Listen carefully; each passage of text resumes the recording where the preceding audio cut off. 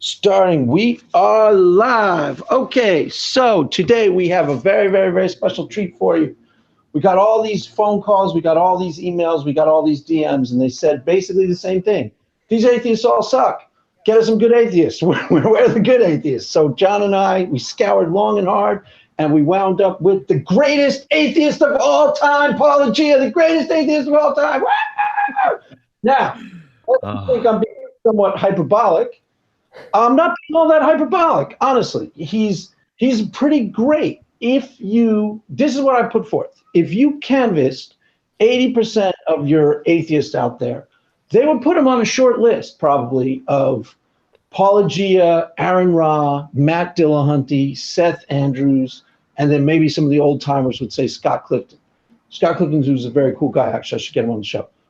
So he would make a list that a lot of people would say they would put him in like the top 10 of their favorite atheists, I'm guessing. And just, Paul, to give you a little background, when I first came on Twitter, okay, I was interacting with a lot of these like lame-o Twitter atheists. These are like really like boring, like nobody atheists, like Joe the Godless guy, lame-o atheists. And they would always posting videos of Paulogia. So I didn't know you then, but I always experienced you as one of these like institutional atheists, like an Aaron Ra, who'd been around for decades and brought all these people away from God and, ruined all these lives, turned people into atheists. But I thought you were like an institutional guy. And when I think you said you've only been an atheist for 5 years or something. Not even. Yeah. So I've only had a YouTube channel for 2 years, just barely 2 years. And I was a Christian 4 years ago. So. Wow. Okay. So that's where we're going to go. When we start the conversation, that's where we're going to zero in on, because that to me is just mind boggling. I thought you were one of these guys who've been an atheist forever and been an atheist back in like 2000. Yeah. And my name doesn't belong with the name. The list you gave there, my name doesn't belong in that list, but it's I don't know. It was the audience, John. I bet you anything people in the audience would agree that it was. I bet you anything. I don't think I'm being hyperbolic. I think they don't deserve to be on your list. I think Paul deserves to be on a list of his own. Exactly, man. And everybody else is just riding his coattails right now. Matt Dillahunty is like, yes, to grandmama's atheist from like 2000, from like 1925. Boring. Like, all atheism means is a lack of belief in God. Yeah, ask Steve McCrae about that. Hey, Steve doesn't get to crash all my shows. Get him out of here. Okay, so before we start in on the deconversion stuff, let's start with something a little lighter. Did you see The Punisher 2 yet? Have you seen the second one? Punisher season 2. I am almost all the way through, so please. I have one episode left. I reserved The Punisher to watch with my kids, and they were only with me every second week. So I've seen all but the last episodes, but don't tell me. But let's go there, because I love Marvel Netflix stuff. So let's chat. Okay, cool. What'd you think of Aquaman and what'd you think of Punisher 2? Let's start with those. So those of you who don't know, I worked in the comic industry for a long time, co-owner of a comic book publishing company. So anyway, comics are my jam. And my YouTube channel, my first YouTube channel was entirely about comics. So I'm a DC guy. So nice. I love the DC characters in the DC universe. That's my first love from when I was a kid. But obviously, Marvel's killing it in a lot of places, including on Netflix and in the movies, the MCU. Not so much with their ABC shows. Their ABC shows suck, and that's one place where DC's better. The Arrowverse is definitely better than the other stuff. But so all that said, The Punisher was amazing. It's heartbreaking that I think most people know this by now, that Netflix has canceled all of those series, so there'll be no more. That actually, wow. So because of Disney Plus. So Disney's streaming service comes online next year. It's called Disney Plus, which is why they bought Fox and some of these other things for all those assets. Anyway, Netflix, rightfully so, finally figured out, well, we're just advertising our competition as long as we are putting out Marvel related stuff. So anyway, I don't have firsthand knowledge about this, even though I know people at Disney. I don't have firsthand knowledge. It's just my speculation that's why Netflix has decided to move away from it. So this is the last season of Punisher, and it was amazing. everything except when Karen came back. That really made me sad because I think she's the weak link. I never bought the Frank Karen relationship at all. I don't know if you did. I haven't actually watched season 2 yet, so I don't know anything about it. All right, fair enough. Well, Karen is there in their bid. I think Frank works better in the more strict R-rated world. I know that technically Daredevil and Luke Cage and those were TVMA, but they weren't really. I mean, the Punisher is, the gun right against people's head and there's brain splatter. So anyway, that's great. Aquaman, which I watched again with Shannon last night. I, as much as my heart is entirely in DC, it's okay. It's okay. Yeah, it's exactly. Okay. My kids loved it, but I walked away. I mean, there's giant plot holes. The acting, I don't think the actors were all on the same page. I don't like, so the direction needs to be stronger. So, but I am excited about James Gunn, the director of Guardians 1 and 2, who's working on Suicide Squad 2. So I'm actually hopeful that hoping that Shazam is great next month, and that Suicide Squad 2 under the direction of James Gunn will hopefully partially right this ship. I mean, partially I wish they would just reboot the whole thing, but if they're not, steering it in a good direction would be good.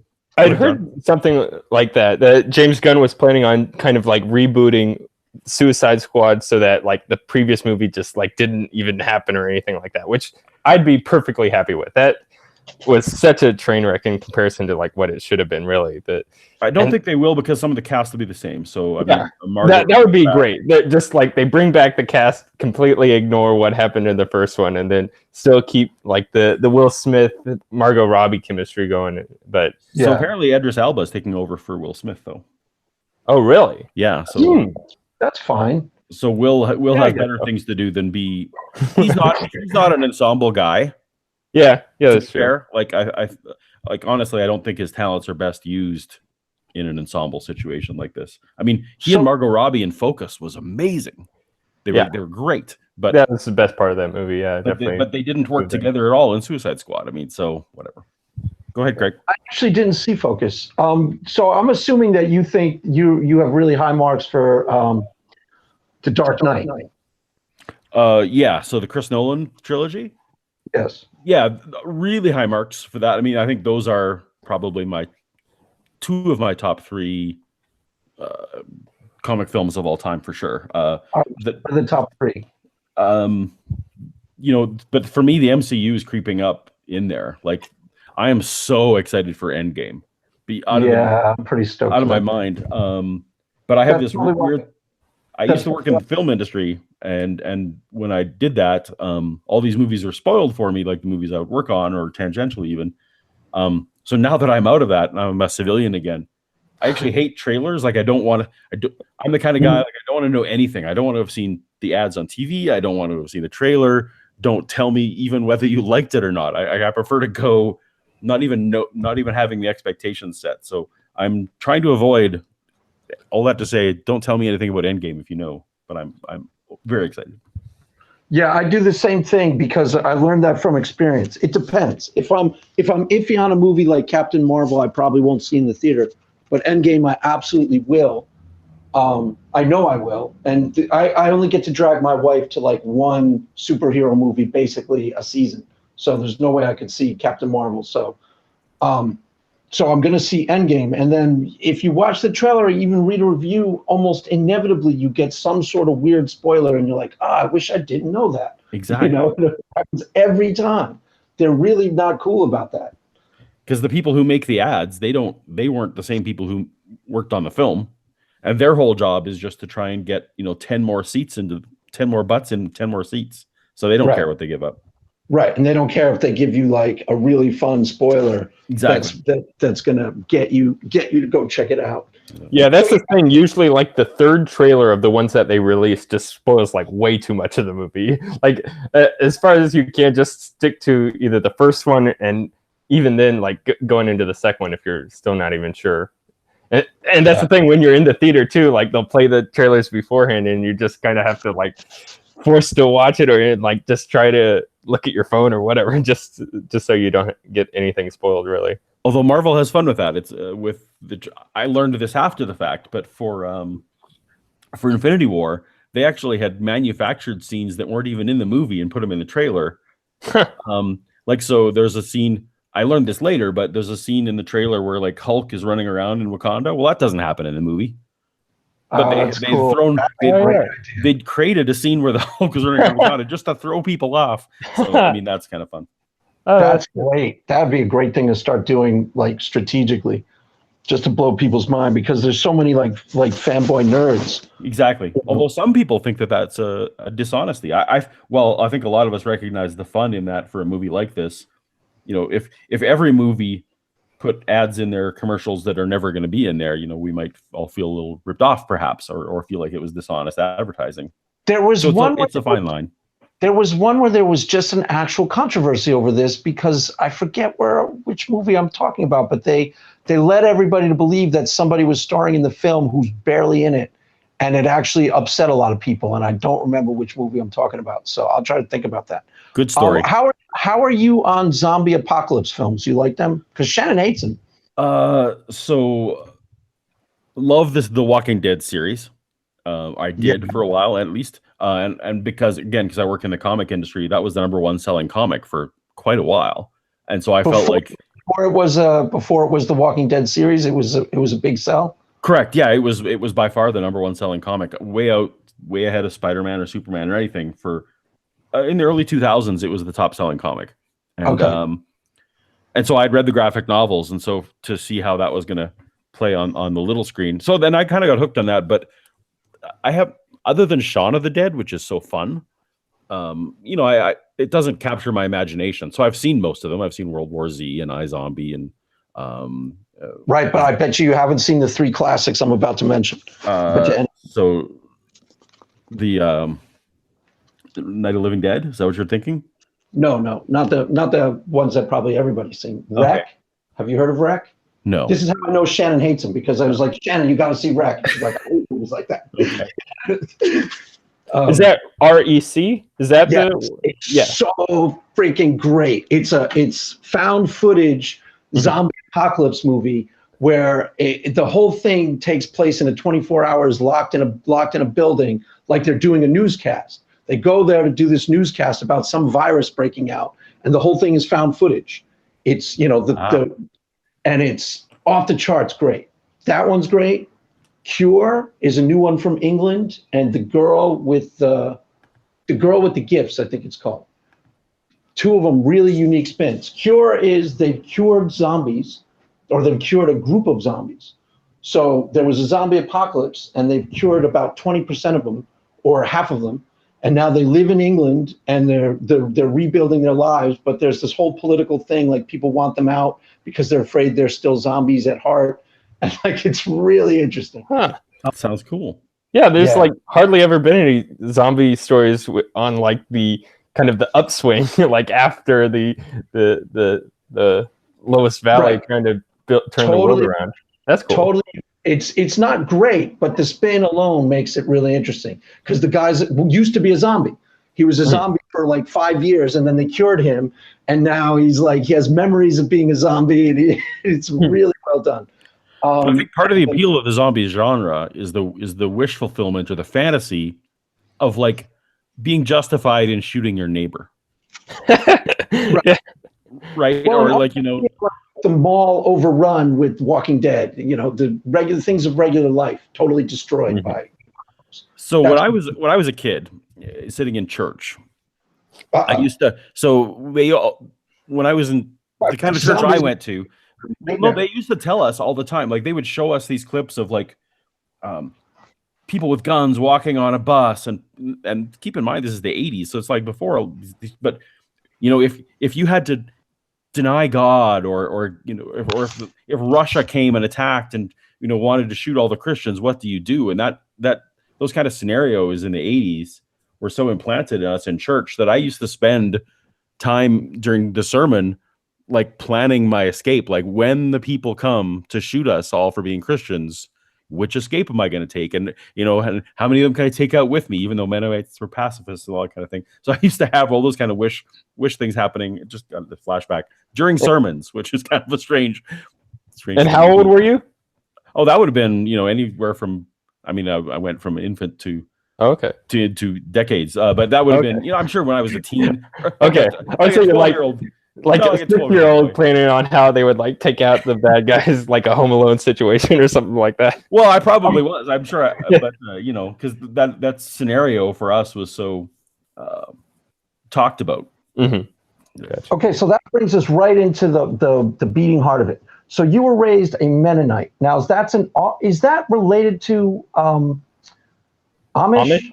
Yeah, so they're branches from the same tree. So there'd be a whole section of people Anabaptist. So they kind of broke away the same time as Luther and the Reform.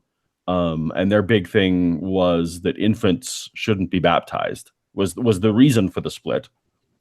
But then they went off on their own tangent. So the Amish and the Hutterites and the Mennonites are all sort of from that same tree. A Mennonite is like an Amish, but 100 years fast forward. So whatever technology level an Amish wants, a Mennonite will accept the 100 years up to that, but also deny like the most modern things usually. Although modern Mennonite, go ahead. You were raised in a tradition that is really, really, really strict. Correct. How you personally were raised was very, very fundamentalist and strict. Is that fair to say? Yeah, correct. Yeah, fair to say. So how did that work itself out on a like a daily basis? Just try to give us a sense. So I was on the tail end of 10 years before I was born. The church that I attended would have, for example, not had women and men sit in the same pews. Like there was a section of the church for women and a section of the church for men. And that was it's like 62 or something. Yeah. So yeah. And so in the 60s, that was how it had been when I, started on the scene. They were starting to already, okay, we'll mix things up. The sermons would have typically been done, again, just before I arrived on the scene, only in Low German, because that's God's language, according to the Mennonites. And so like English started getting peppered in because more and more of the congregation, didn't know German as well. So we would, I would have, in my early days, would have sung hymns in German, which is this weird thing where I phonetically knew the sounds to make, but I wouldn't have understood, what it meant. But you couldn't speak German. Wow. So, and then strict pacifists. So like no one in my church would have gone to war. They all have been conscientious objectors. Did you see Heartbreak Ridge? Is that a Mennonite? I didn't see that. No. It's decent. I think Mel Gibson directed it. That's not Heartbreak Ridge. That's Hacksaw Ridge. Hacksaw Ridge. Oh, there you go. Yeah. With Andrew.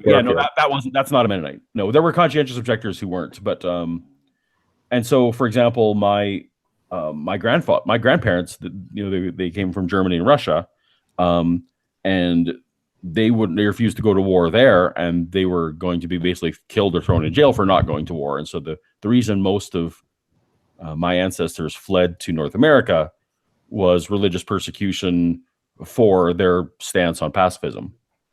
Oh, interesting. So was that related to World War I? What time period? Yeah, that would have been World War I.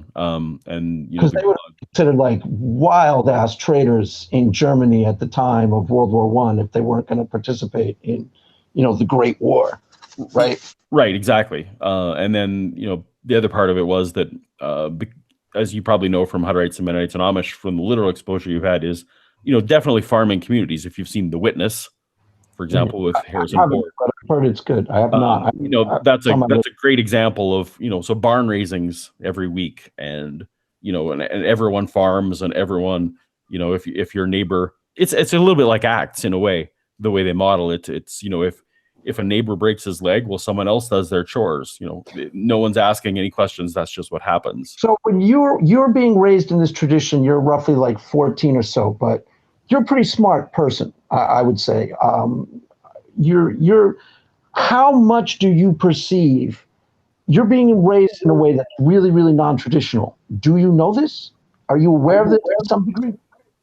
So where I lived in Saskatchewan, no, because everyone was Mennonite. Like there was just Mennonites. The whole community is, and it's so pervasive. I live in basically Canada's.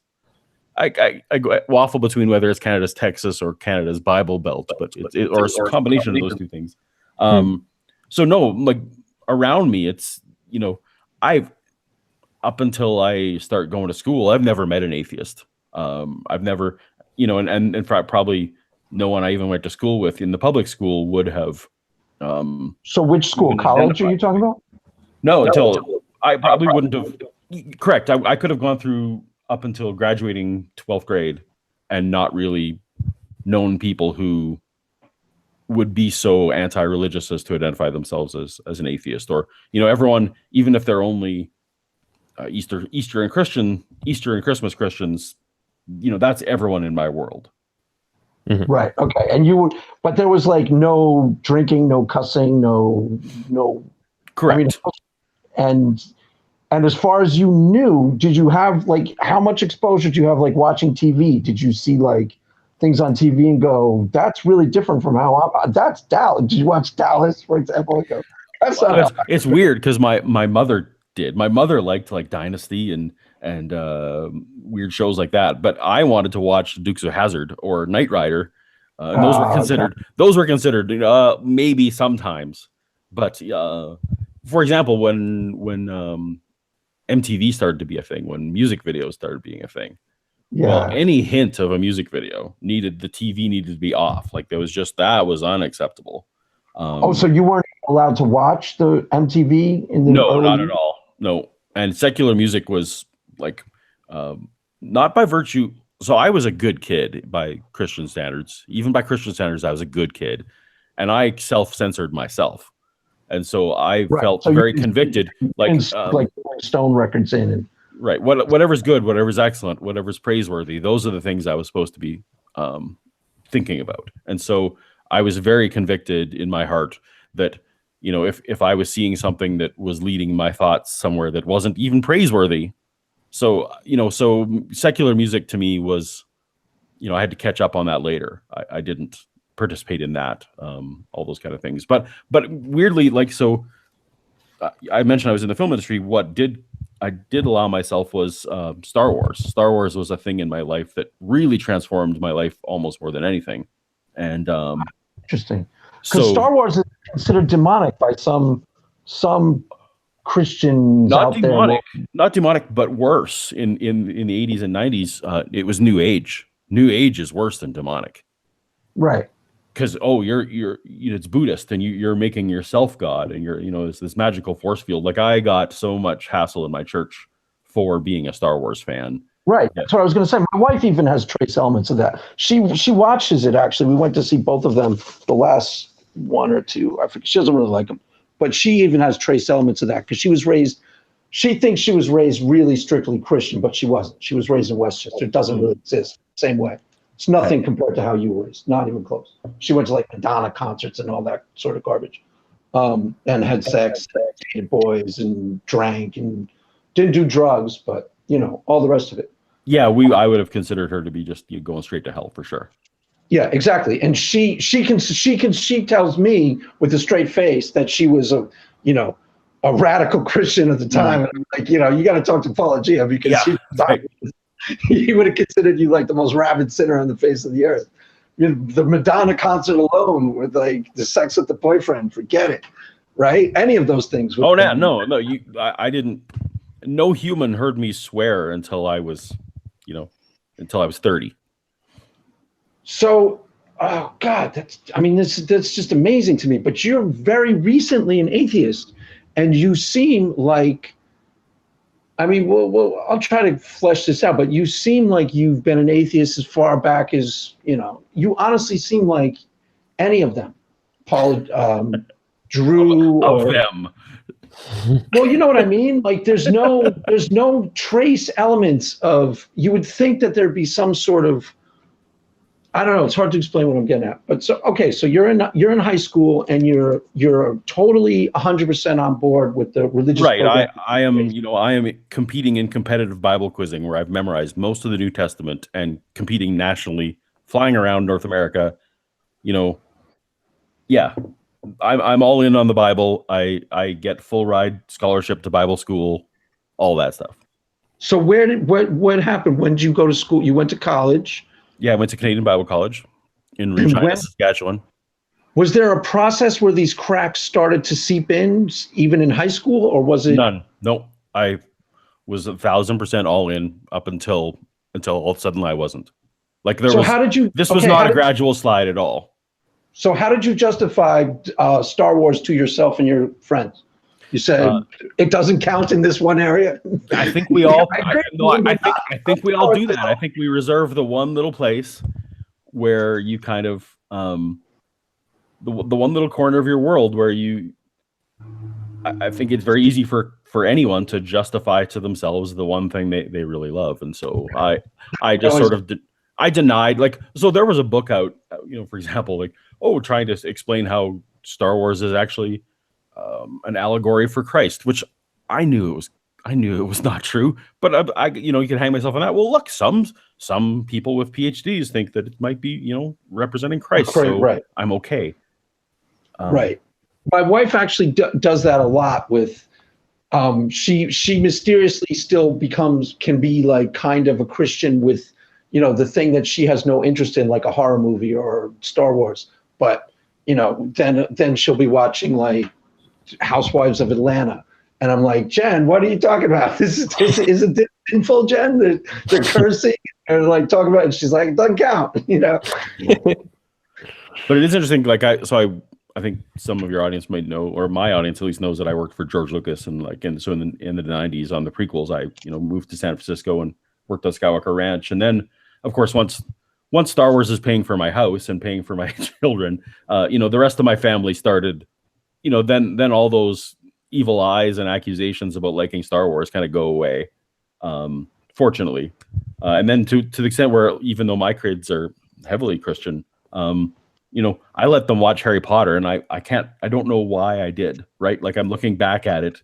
I don't know how I isolated that one little tiny area and made that okay in my mind. Like, I can't really justify it in my old worldview. Because you were a Christian at the time when they were like, yeah, absolutely. Harry Potter is the greatest, coolest thing that ever was. And you're like, okay, well. I guess partially because I was like Industrial Light and Magic, where I was worked on those films. So that's how I was justifying it. Was like, well, we're going to the company premiere and this is work. Okay, wait. So explain this part. This is part of your life where you're actually working on Star Wars films for. Yeah, and I'm still a committed Christian. I'm living in San Francisco, which is the weirdest, because to my knowledge, I had never. I now know that I had, but in my mind, like, I'd never met a gay person. I had never, like, this Mennonite boy gets plucked out and thrown into San Francisco. and that was just the weird experience, but my Christianity survived that. That's the weirdest thing. Like, and you're married at this point, right? Of course. Yeah. Married. I moved there with a 1-year-old and had 2 more kids while I was there. And you're working on Industrial Light. So what are you doing exactly? You're an illustrator or what? So I was primarily there. I was head of Lucas Online. So I was head of their entire internet division, but that allowed me to do all kinds of things. I got to work on documentaries. I got to work on the TV show, especially the animated TV shows. Cool. So like, it's Lucasfilm, before it got bought by Disney, was this weird tiny company that was only like 150 people worked there, but it was a $4 billion company. So if you showed aptitude in anything, you kind of got to do everything. And that's the kind of environment where I would thrive. So cool. Wow. Yeah. That sounds awesome. How did you negotiate your intense Christianity with your peers? Did they think it was very strange? Like, literally in my performance evaluations, like, they were angry with me because I didn't yell and swear. Like, cursing was part of the company. Two shoes, nice guy, goody two shoes, hard worker. And I think that I got passed over for some opportunities because I wouldn't go out drinking and I wouldn't go out like. Oh, I'm sure. Clubs. Like, there were certain things that were going on that I just declined to do. And you can imagine, movie sets, not everything is wholesome that's happening there. But I kept myself, to that same standard. And so, I'm sure my career suffered a little bit, but it weirdly survived. Like, I think that's funny to me. Well, even when I had a period where I worked in Manhattan when I just got out of college, where I worked at a regular job doing trademark research full time and would take a train to the city, that whole 9 yards. And I was a bit of a freaky outsider in that group until we went to the bars, and that's when you connect with everybody. You know, you go out and have drinks with your homies, with your work people, and then all of a sudden you're one of them. So that's like the easiest route to being one of the gang is you go out and get drunk with the people you work with, you know, easily. And then all of a sudden I was in a totally different playing field. You know, then I was one of them. I wasn't like the weird kid from Westchester. But instead of doing that, I took all my free time and I was a worship leader, and I went and I started doing youth ministry, or I kept going in youth ministry in California, and I started Bible quizzing in the Bay Area. San Francisco proper basically has no churches, but outside of San Francisco, you can. What was the name of the church? I went to Santa Rosa Alliance Church. Wow. So you were a worship leader at the church, and you were. Yeah, I started Bible quizzing in California. Like, you know, it didn't exist there because, you know, it was a godless, terrible place, and so, you know, I was involved with getting kids to memorize the New Testament. Like, that's what I did in my free time instead of going to the bars. And you're in your 20s at this point, right? Yeah. And are you troubled by the godlessness around you? You're troubled by your workers, or you just write it off as you're a light in the. I mean, how are you processing this mentally? Even before I moved to San Francisco, I had this weird thing. I wasn't quite as harsh on sinners as some of my congregation was. I felt like all sins were. I was very much in the mindset where Jesus says, you know, anyone who calls him "you fool" has committed murder. Right. In my head, like, every thought crime was just as bad as if you shot him in the head. So I had this weird thing at the time, even, that I was very forgiving. It didn't matter that people were getting drunk, which I totally didn't think they should do, or having sex with whoever in whatever combinations. To me, a straight couple having sex the day before they're married was just as bad as any kind of other perversion that one can imagine, right? Like, to me. So you didn't make any differentiate between. So I didn't differentiate. So therefore, sex in a monogamous relation. This guy is totally gay, and he's like sleeping with, you know, a man, a woman, and a dog. Right, exactly. In my head, for some reason, even as a Christian, so I was very forgiving of all that. It was all just like, you guys all need Jesus, like, in my head. So, and I felt but you didn't preach a witness. No, I didn't right? preach. Like, I felt I needed Jesus too, right? Because, you know, every time a weird thought would enter my head, you know, that I also needed Jesus for that. So I think I dealt with both the movie industry and with San Francisco pretty well, and I adapted. Well, I remember this one very strange moment, though, where I knew I was in the thick of it, was I had one of my employees, several of my employees, but a particular employee was a lesbian, and I knew that. But she came in to tell me that she had to take maternity leave, and I just remember thinking, how did I get here? that I'm sitting in the office, you know, one of my employees is a pregnant lesbian. It was very strange. Wow. And you didn't take the opportunity to go, you know, you should really read Matthew. No. So I valued that. I valued my career so much, and I knew that it wasn't welcome there. That what I felt I had to do was pray for the people at night, but be a light. I felt I was being a light, right? Like I justified going there saying, well, someone has to be missionary to these people. No, right. There's no one, in my view, there was no one Christian working there. So that's why God is sending me there. Right? That's an easy way to justify it to yourself, is that I have to be the light in the darkness, in this darkest of dark place. Right. I got you. So now look, take us to where does the atheism start to come in? And it sounds like it came in pretty fast, like a rushing storm. Wasn't a slow, like.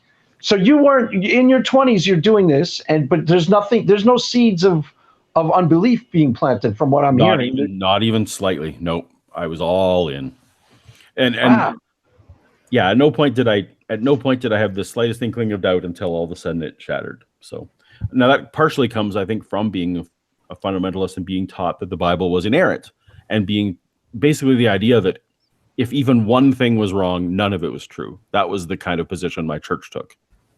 Right. I told just before I let you continue, I told that to, in the debate with Kent Hovind and Joel Anderson, I mentioned that to Ken Hovind, or Ken Hovind is? Yeah, Ken Hovind.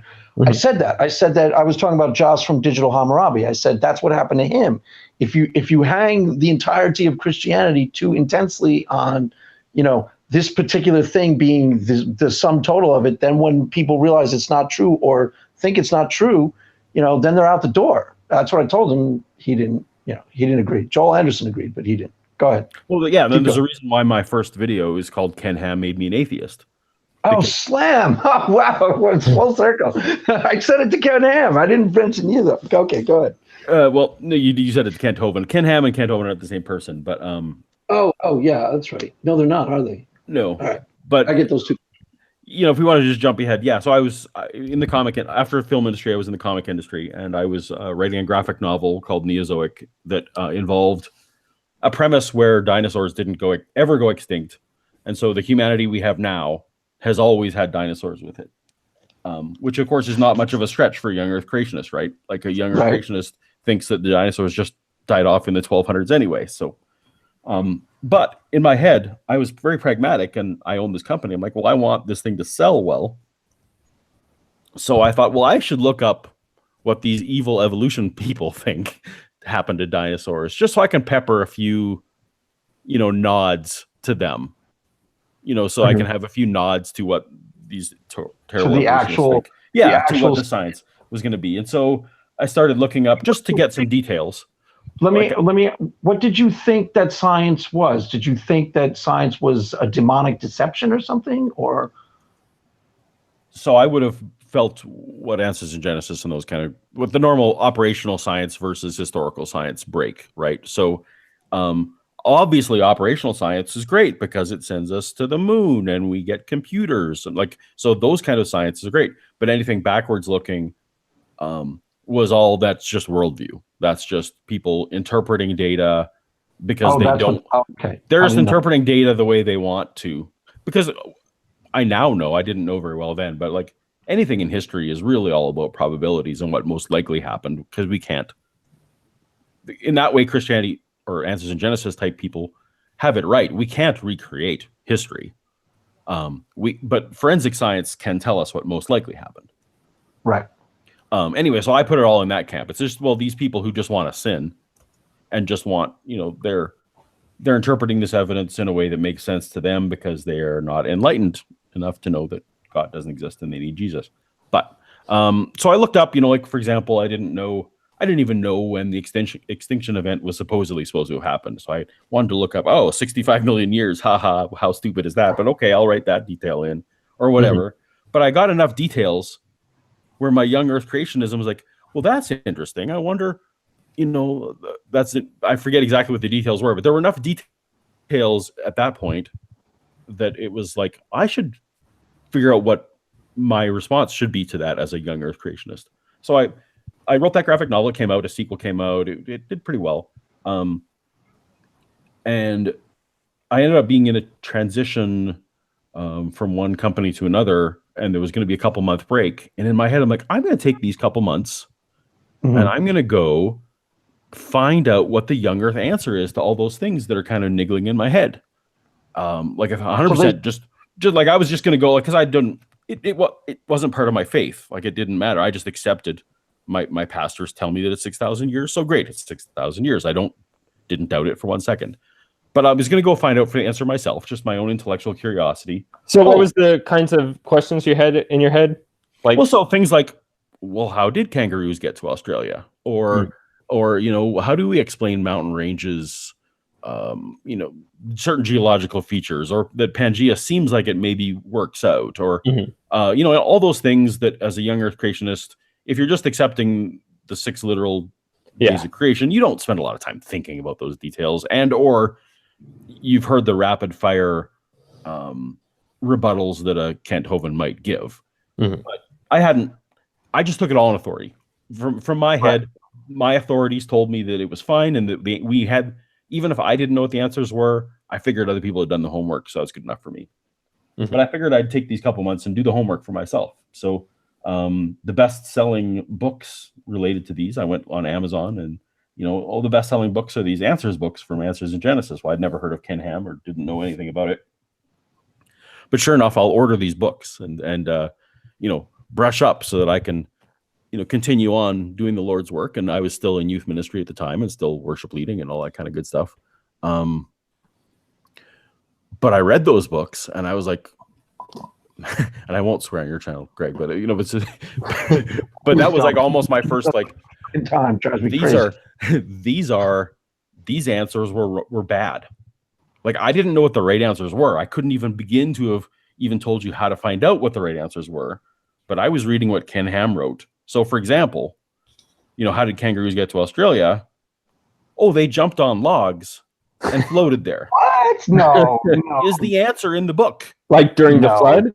No, after the flood. Post-flood. Okay. After the flood, they hopped to India, and we know sometimes that lumber floats from, there would have been lots of trees that were dead, so there was probably a bunch of trees, in the Gulf Stream, and so they would have just jumped on these things for some reason. the two kangaroos. Is that really what it says? Absolutely, you can go on Answers in Genesis. How do they defend that when somebody, do they go on, I guess they don't go on debates or anything, or? Oh no, like the old Ken Ham's done exactly one debate with Bill Nye. Oh, that was the only thing he ever did. Oh, okay. I didn't know that. So anyway, all I knew was like these answers, they were unsatisfying. And these were like, this cannot be the best we've got. But, according to all the reviews, these were the go-to scientists who had the answers to defend young Earth creationism.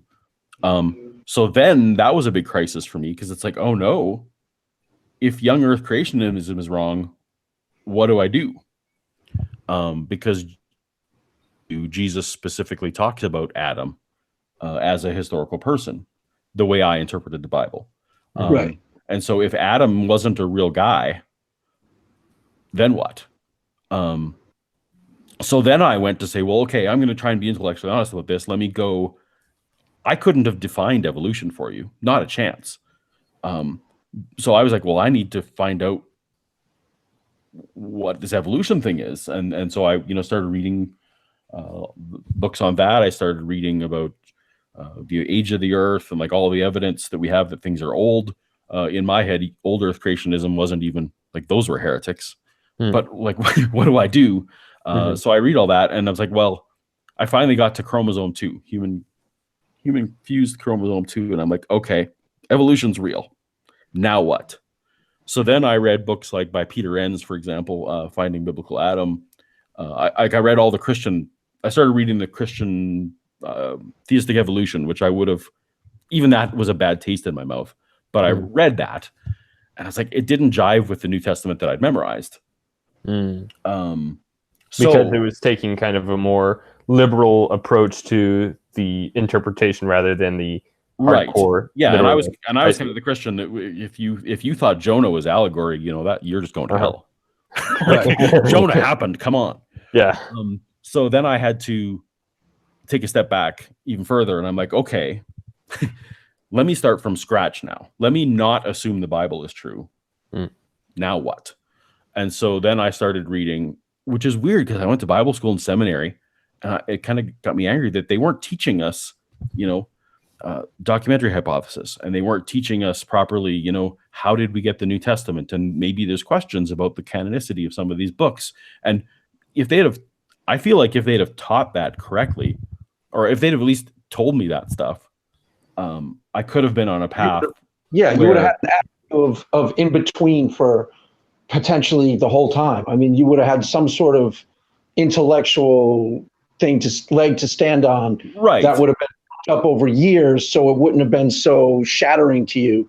Right. Like you would have, even if they had allowed the ideas to be spoken of in your community, you might have latched onto them, when you were 14 and started thinking about them. Absolutely. And so I started going to these pastors and these teachers of mine, like going to like, did you know? Like I would come up to, hey, did you know that, those verses at the end of Mark didn't exist? And like, yeah, we knew that. And I'm like, you never told me. Like it was that weird sense of, wait, all my leaders, the authorities that I took as authorities, they've been lying this information, and they just were withholding it. Like we couldn't deal with it, like we were children, right? We can't tell you the whole story. Or did anybody wise? This I've asked of other atheists? Was there anybody who had some sort of a like if you had gone to John, even as a young little buck like he is, he would have said, okay, here's some Jordan Peterson, here's some in between stuff. Do some research on your own. It doesn't mean there isn't. Nobody was wise at all and give you answers that were somewhat intellectually satisfying at all. They were just like, no, I took it sellout or total fakes. And I don't necessarily. I got over quickly like any anger I felt towards these authorities, but I was the kind of person that was just the way I was raised, and probably my personality was I just took it all on authority. And I think that if someone had tried to introduce those details to me before, I would have just said, well, that doesn't matter to my faith. I wasn't very judgmental of sin, but I was judgmental about bad doctrine. I had in my head that my doctrine was the right way. So like Catholics, those people were all going to hell. All Catholics are going to hell. They don't know what they're doing. Right, but you were probably trained to think that way, correct? I was. I feel like I was trained. I was trained to think that way. But so if someone wise, like if John had come to me and wanted to talk about these things, I would have brushed him off as a liberal Christian who's going to hell. Yeah. That hippie Christian, nice guy, but God, is he exactly lost. Right? Like, oh, he's close. It's too bad on Judgment Day. Oh, sorry, man. Oh, sorry, John. No, wait. Sorry, John. Too bad. So no, like and then what happened to me I don't want to go into too much details about some of my personal life that happened in there, but what happened to me was asking these questions ended up being immediately I was cut off from things and more isolated. Like I was no longer like dealing with the youth anymore. Like it was just like I was like a virus that the white blood cells were very quickly, preventing from infecting the rest of the body, right? So just because you went to like certain pastors and asked them questions, they like called each and go, we got one who's questioning, red alert, and yeah, then exactly. Like wagons and like very much. It was like purge that from the body so that it doesn't infect more. Wow. So wow, that's intense. Okay. So I do have a little bit, I have a bit of a distaste of my experience of how my particular Christian community dealt with my doubts. But part of it, I think, is my fault. I didn't probably go in. Maybe I could have handled some of these questions better. All that said, but no, to answer your question, no, I didn't get that wise intermediary. I basically, once I started building from scratch, can the Bible be justified for me if I don't hold any assumption about it at all? I very quickly found, to my satisfaction, it's where I live today. No, like if you don't presuppose some of this stuff, that book is a human book of superstitions and this weird built up theology that was much more about politics and controlling people than so that book that I loved, that book that I spent decades memorizing and adoring, and in a way I feel like I worshiped the Bible more than I worshiped my God in some ways, like looking back. Interesting. I can't justify it. Like that book, like that's most of what my YouTube channel is going to be about this year is like this, why that Bible is not a reliable document.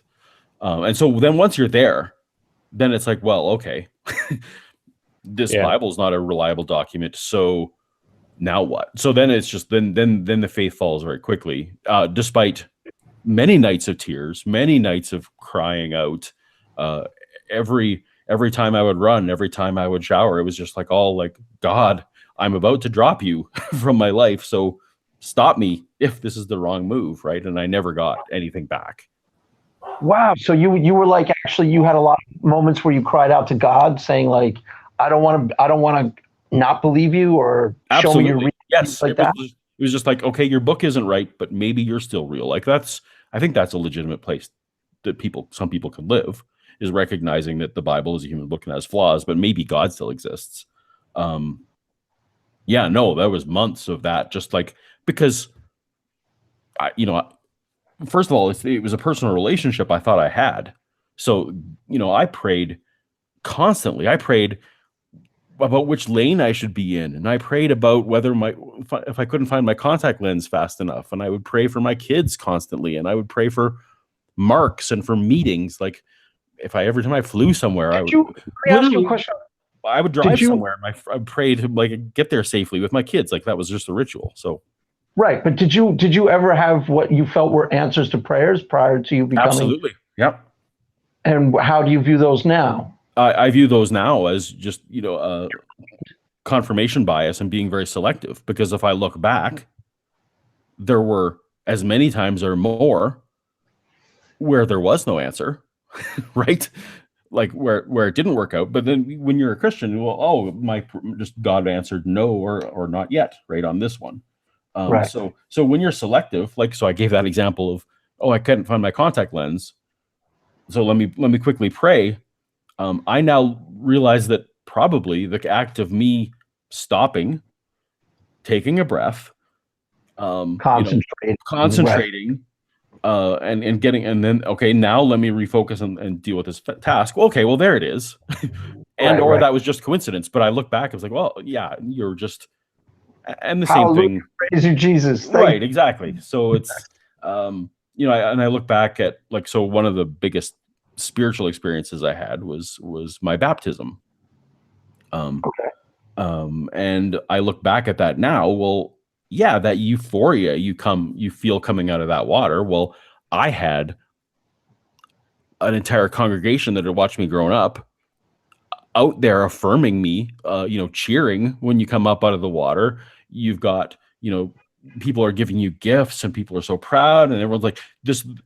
And it was this culmination, of your life experience. You're building up to this, and you're being told that the water's cold, like all those kind of things. It's and you're a little sleep deprived, and there's lots of I can explain to myself, well, of course I'm going to be feeling euphoria at that moment, because for the young man that I was, so spiritually vested. Also, in my head, imagining I'm literally. To me, I feel like God spoke to me almost as clearly as when Jesus was baptized, right? Like, this is my son whom I'm well pleased. I looked to the ceiling. I felt like I got that. But I now look back and say, well, that was me reading into it. I didn't actually hear a voice. It was just, I just had this warm glow of acceptance. Right. You were caught up in the emotion of the moment. And the numerous altar calls before that, they would take us on these youth events, and they'd put us in vans and drive us to another city, and they'd have someone like Tony Campolo speak to us, right? And you're a kid, you're away from your parents, they've kept you up way too late. These altar calls are at 11 p.m. You're sleep deprived, because you're sleeping on some Bible school kid's floor, and there's 4,000 people in the room, and lots of people are going up, and they're playing music that, appeals to me as opposed to the kind of hymns that I hear back home. I explain these experiences to myself, or I get them now, that, that's just a sleep deprived kid they've preyed on their emotions to get them to feel like the fact that I think girls are cute, is sending me to hell. So I better fix that. So anyway. Okay. So what year were we at where this watershed? This is like 5 years ago or something? So this is 2015, yeah. Gosh, that's so mind-boggling to me. Okay, so now how do you go so quickly to being king of the atheists? How is there no in-between process where you're I don't know. So I couldn't go anywhere. So I knew from the limited people that I. What's happening in your social circles also? As much as you feel like sharing, you have a wife, she's Christian, right? Absolutely, still is to this day. Is she freaking out on you all the time, or? Well, I didn't. I knew she is my ex is not only a missionary kid but a pastor's or a missionary kid. You know, her whole side of the family is pastors and missionaries. So right. So I knew I couldn't go there. My thoughts that I was having weren't safe there yet.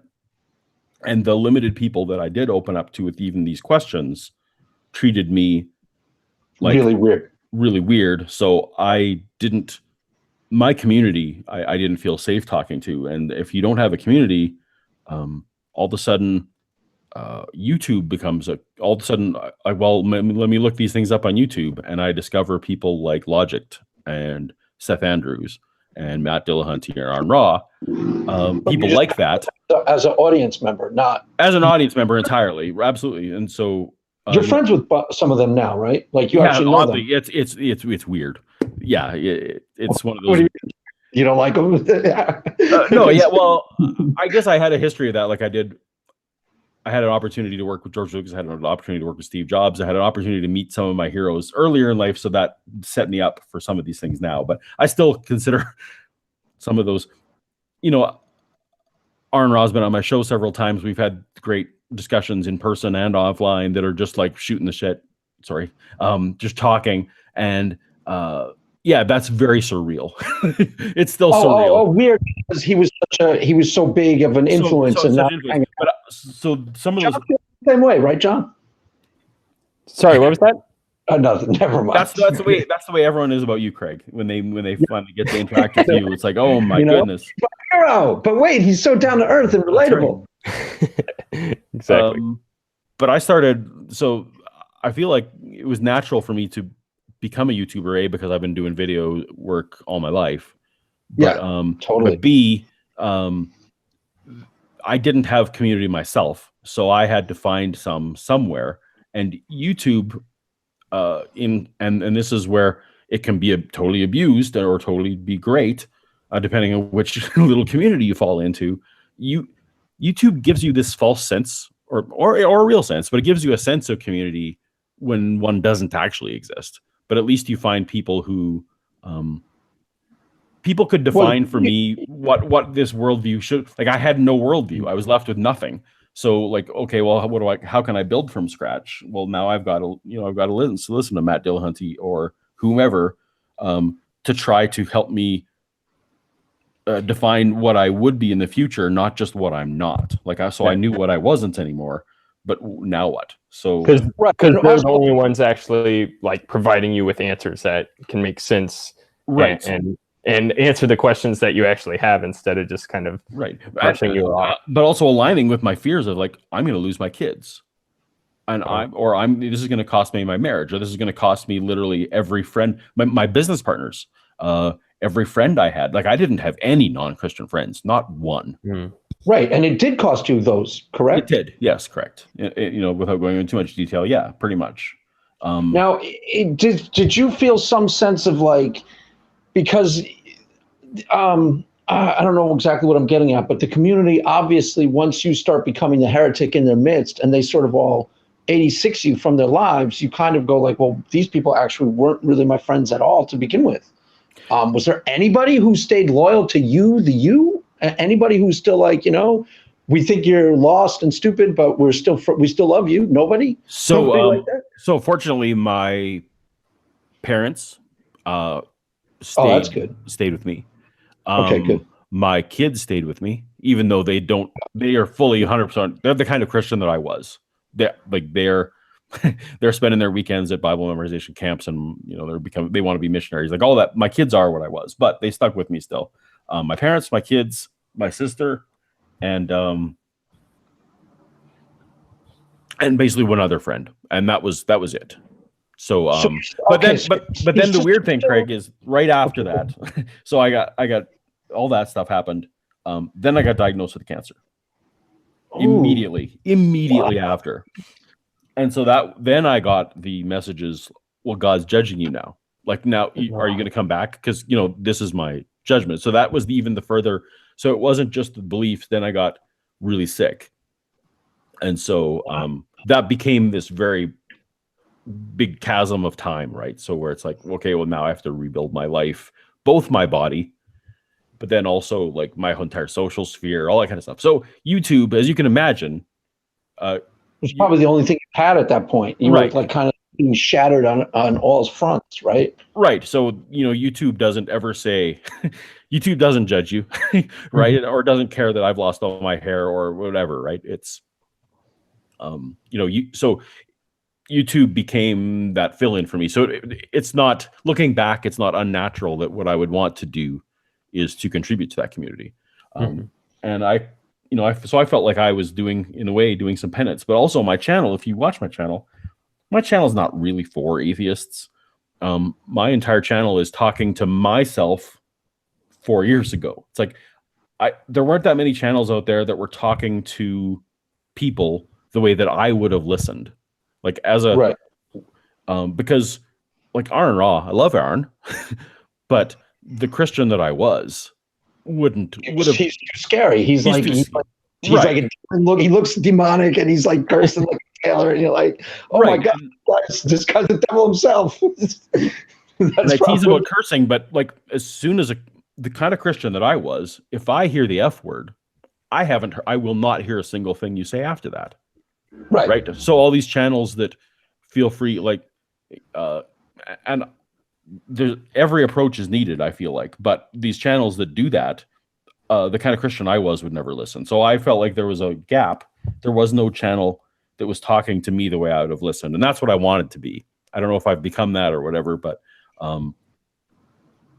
it's funny because the same thing happens in the reverse. Like when I first became a Christian, there were people who would talk about like cursing in a movie or something. And like, I'll hear a song by like Dr. Dre, and there's F this and N this, and I don't even hear it. I don't even, I'll watch like a Martin Scorsese flick, and it's F and this and F. I don't even process it. It doesn't even register with me that it's happened. My wife does, she'll go, I can't believe there's so many curses in this movie. I'm like, there are? Did I miss something?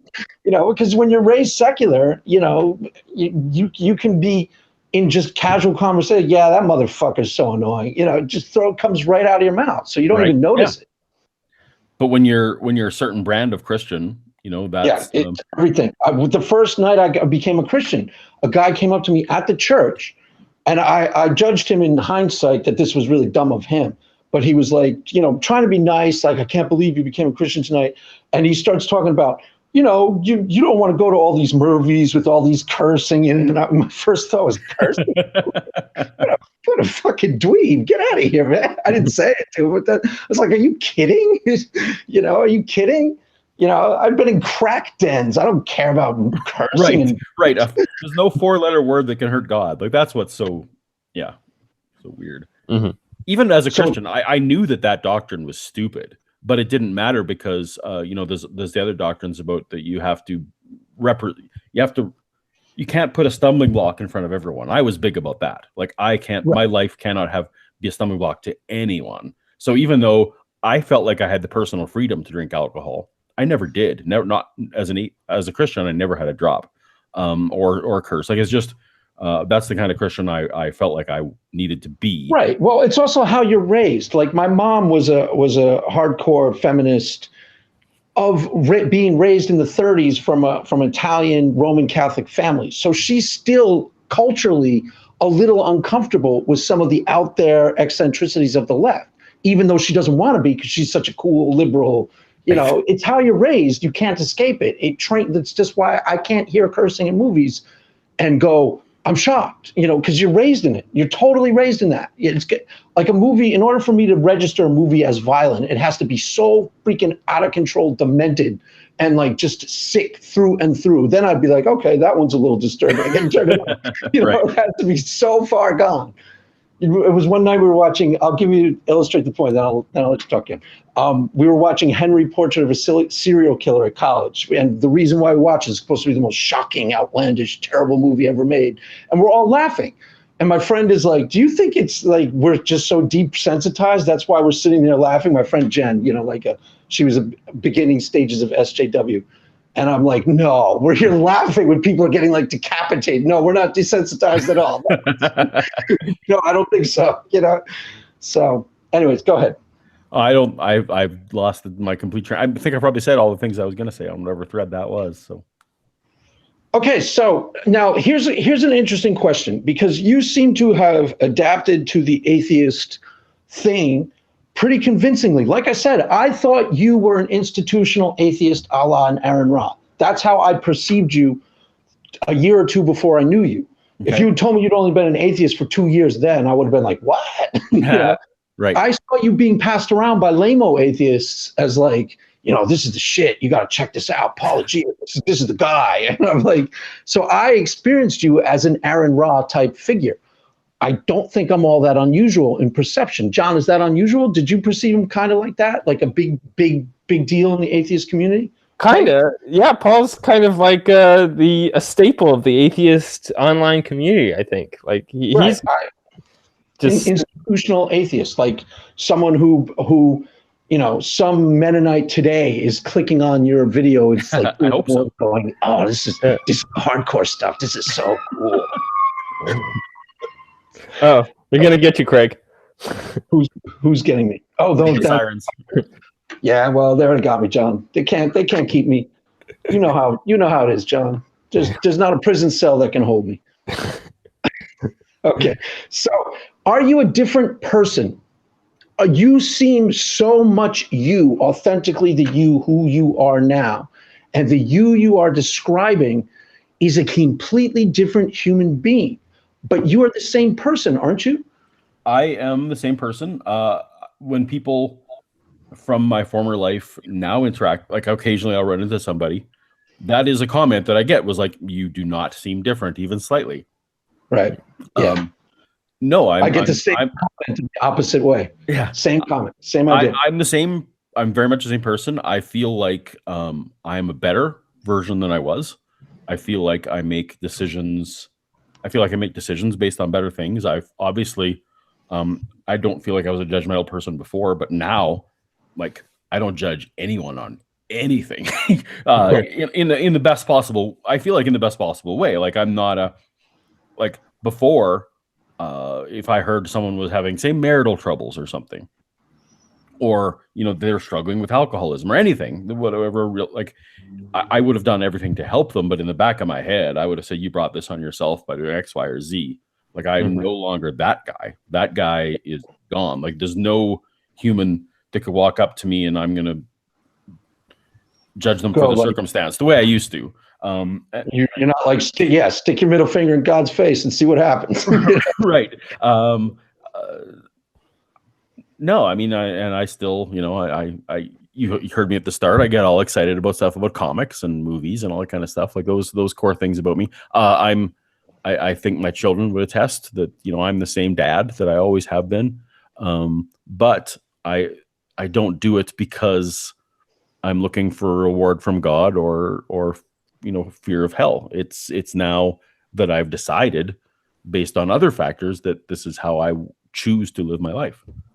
Mm-hmm. So how do your kids deal with you? How do they reconcile? They think you're going to hell, right? Do they actually think that, or is just I don't get it. Do they think it for real? The short answer here, my kids, as we all do, protect them. So I'm not necessarily wanting to talk out of school about their lives. But yes, they have to live with, as Christians, they are some way struggling with, and I don't think they fully got there, with their dad who loves them and is still the same person, and whom they live with half the time, in their view, is going to hell. Like that is a rough way to grow up. Do you think ever, I am going to hell? Or you don't think that about yourself? Not for 1 second. No.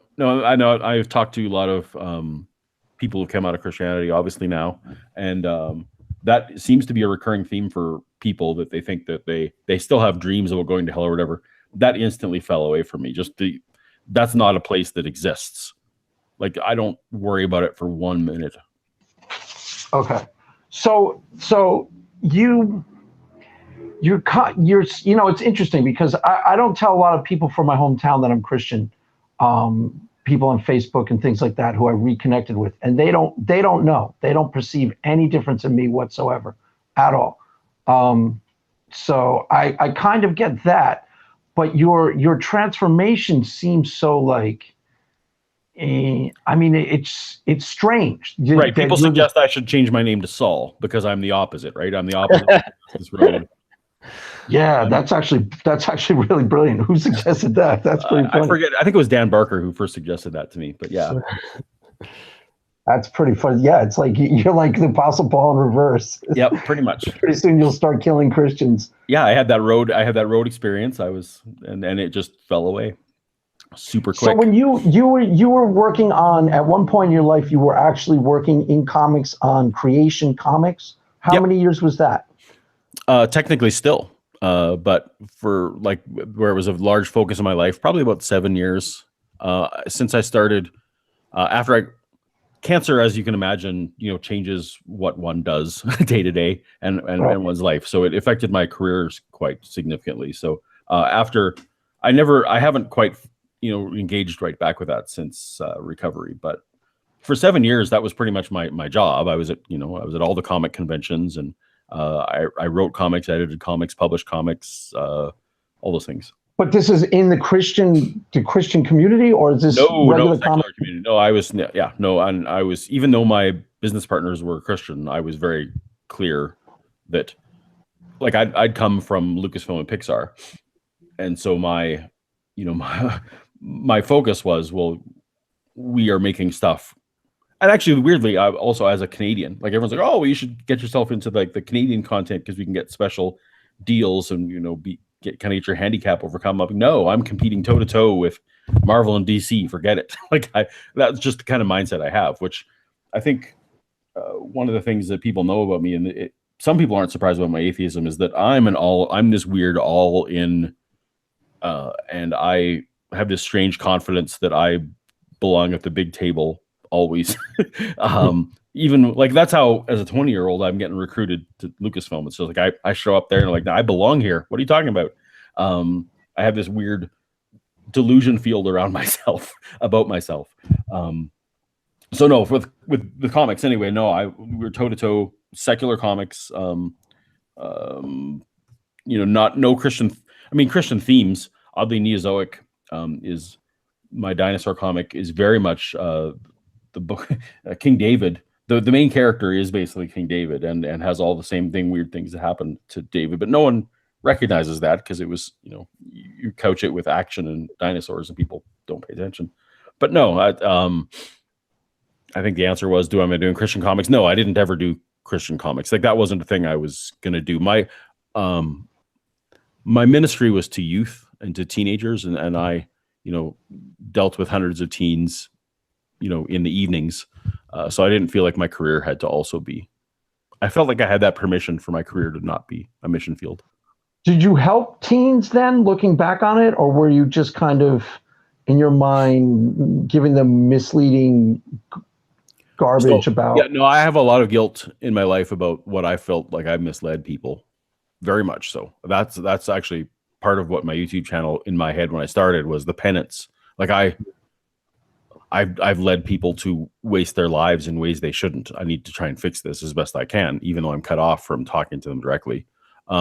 That said, like, obviously, I did ministry for decades, there were teens who had problems at home, whom I helped get out of very bad situations. There were people who I bought meals for that were legitimately hungry. Like, all those things in ministry. Like, obviously, I wasn't harming people.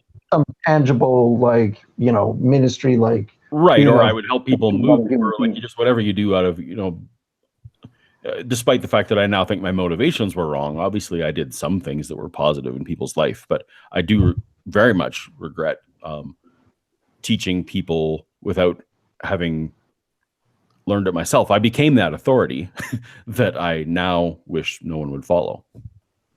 So would you say that how it sounds to me is that intellectual integrity is what you would say, this is just a guess, so if I'm wrong, correct me, that what you would say is what led you to become an atheist. That 1,000%. You're dead on. That's all that was, like, it cost me everything, and all I was left with was intellectual honesty. That's literally all I had on the other. That's the only thing waiting for me on the other side. No one hugged me. There was no I was diagnosed with cancer. I didn't have this great opportunity to go out and do all the sinning that I could do. Like there was no. Yeah, you kind of came at it really late in the game, so it's like you're kind of turning into like a middle-aged man when you come to atheism. So like partying and hooking up with girls and stuff. So right. So those things that people ascribe to, you just did it just because you wanted to sin or you wanted to improve your life in some way. No, like it cost me everything, and intellectual honesty was worth it. I could no longer sit there and pretend like I was sitting in, you can imagine there was these months of times where I was sitting in church services on Sunday morning and I'm looking around and saying, like, if God is real, these people who've examined nothing are all going to heaven. And all they do is show up for an hour on Sunday. And yet me, who has now spent months of time doing nothing but investigating this stuff, I'm going to be condemned to hell because I looked into this and care about whether the answer was right. Like that's the kind of thing that eats away at you. So it also sounds like you feel like you did sufficient soul searching, that there was, you went through, like you really examined, you really I looked for every reason I could to stay a Christian because my life was going to be so much better to stay a Christian. Right. I heard you say that when you were on, Pine Creeks, and that's why I wanted to interview actually, because I thought that rang true when you said it to him. I got the sense that was true, that you actually you did want to stay a believer firmly, like you Absolutely. Yeah. So then, is it possible that this is part of a road to ultimate reconciliation with God? That you're on a path that will lead you to, like, let's say Craig and John had a ministry 5 years from now, and you're like, those guys are really right on. Well, it's funny because I've now discovered it's taken several years, but I can now have some more open conversations with my family who has stuck with me. And that's exactly what I've learned. That's exactly what my family think is going to happen. That this is some fate. They're all 1,000% convinced that God has a plan. This is part of God's plan, whatever I'm doing now. And that's how they can tolerate it and me blaspheming their God all the time in public. But you're not actually all that shocking or blasphemous, or as far as I've only watched a few of your videos, but you're not really going out of your way to, like, Well, no, because I want Christians to listen to what I have to say. Like that's I don't care if a single atheist watches me. I would, if my audience could be 100% Christian, I'd be happy. So no, I'm not gonna take the Lord's name in vain for no reason. Do you feel any sense of evangelical atheism towards, like, for example, your sister or your kids? You're probably very reticent to plant any seeds of atheism in your kids because that would be considered really my wicked. Kids, what I want to do, and well, not only wicked, but so my relationship with them, if for my relationship to stay strong with them for the rest of my life means that I just need to be okay with them being Christians, that's fine. Right. Like, so I get that. I think their life would be better if they weren't. But so what I do teach, so what I can do though is we talk about skepticism all the time. Like I like to talk about news stories and science stories, and I like to talk about how do we know what we know. Because even if they stay Christians for the rest of their lives, and even if they investigate for themselves and think that there is sufficient reason, I want them to be Christians because they felt like they had sufficient reason to do so, and not the reason I was, which was authority. Right. So I feel like that lesson is good. That you're the little seeds of free thought that you're planting in them, or some days yes, some days no. I need to walk that line carefully. So some days there's great resistance, and I think I can tell in their eyes that I've hurt them in some way. So I back off. But normally, if I couch it, interesting. Wow. Okay. If I couch it right, then we're having. How old are they? Lessons. They're teenagers. Okay. Yeah. Okay. And what about in the community back that you walked away from? What are you? Are you persona non grata there? Are you the wicked one who? Yeah, I think I'm cautionary tale. I had a reason for my kids to walk back into a church a few weeks ago, and a few people that recognized me, and you have to smile. You know how our senses are tuned that if we recognize someone, you kind of smile, even if you don't, even if it's not even someone you like, right? It's just like, oh, I get some dopamine out of recognition. So I would get that immediately smile, and then I would get the, wait, you're not supposed to be here, and you're the devil. In the span of 2 seconds, you can see their faces. Like, oh wow, that's Paul. Oh wait, Paul, the evil one.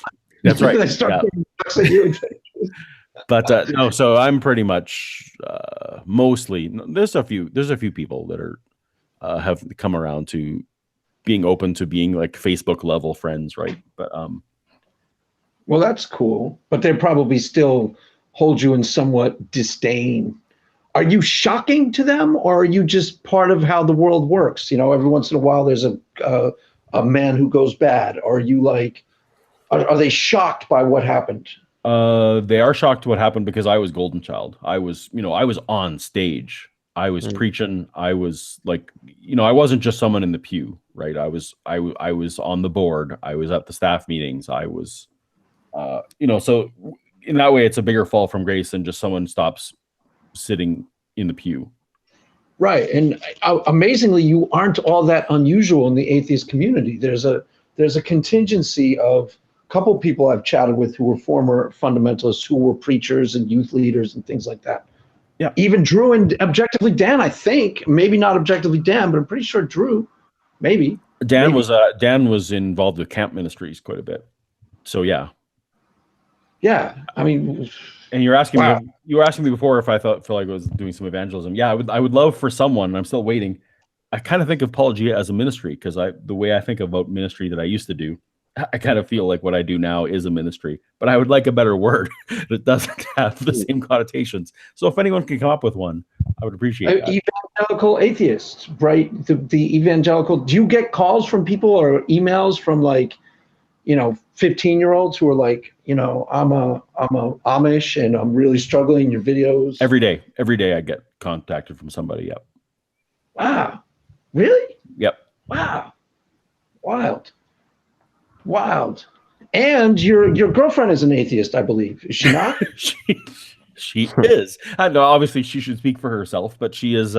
She has used the label enough that I can confidently say that she is an atheist and an anti-atheist. Right, but is she an agnostic atheist or is she an atheist? Oh no, she's pro. If she actually believes that there is a God, you got to understand. Okay. Go ahead. We don't. Yeah, I said no Steve McRae talk here. So, although I've now learned, like part of what he's our intellectual. He got blocked by Matt Dillhunt because he was going to beat him in the argument. He's our hero. The shocking thing that I did do, the thing that makes adopting the label atheist, frankly, is more of a shocker and more of concern to my old community than finding out that I have a girlfriend, or that maybe if I became a drug addict, or like all those kind of things, like that would be less shocking than the fact that I've adopted the word atheist. For some reason, that is in my community a big shocker. Okay, did they, when you were growing up in the community, first of all, how often are you actually in church? Sunday and Wednesday, or is it more intense than that? And when I was a Christian, oh no, I was in church 6 times a week. Absolutely. Okay, and then I'm sure that they were like, I've made videos on this, just taking the educated guess that they were constantly railing against atheism and like, you don't want to be like Richard Dawkins. He's so evil and dangerous, right? Absolutely. No? Of course. Yeah. No, that's, although all the people are lumped in with, the church I went to, oddly, it didn't matter. Like a Mormon and a Jehovah's Witness and an atheist were all equally lost. So it made. Okay. But one was making actual public inroads against Christianity, and that would be the Dawkinses and I don't think Mormons were getting anywhere 15 years ago, were they? No, probably not. But oddly, like, as I said, I couldn't have identified anyone in my life who identified that, even like people in the workplace or whatever, just in the provinces where I live, someone who publicly calls themselves an atheist is so rare. So I didn't know. I knew as a Christian, I knew more people who are LGBT than would have called themselves atheist. Right. Secretly LGBT or openly? Both. Okay. I mean, this is totally amazing, Paul. But are there questions that you have, John? Are there questions from the audience? I thought this was absolutely fascinating. This is 100% how I wanted this to go. Yeah, this was great. I had no idea. Like, this whole backstory for you is so awesome. Like, so intense. It's like, I can't even tell you how interesting it is, because it's so. I mean, you explain it well in depth, and you should actually do videos on the story itself, on the deconversion and stuff, and make them personal, because I think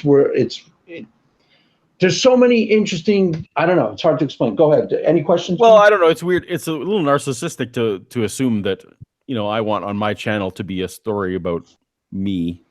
Like, that's a little bit weird. So I don't mind. I don't mind coming on Pine Creek or on here and talking about it. Like, I feel like my story. Like, I don't want someone to convert. I don't want someone to deconvert because they think my story is compelling. No, they deconvert because they think you're cool. Duh. Like, you're so cool. Duh. Do you know how to win friends and influence people? Come on, Paul. Apparently not. You didn't deconvert because, Aaron Ra made these compelling arguments that kangaroos didn't ride on blogs. You deconvert because you're like, that guy's so badass, man.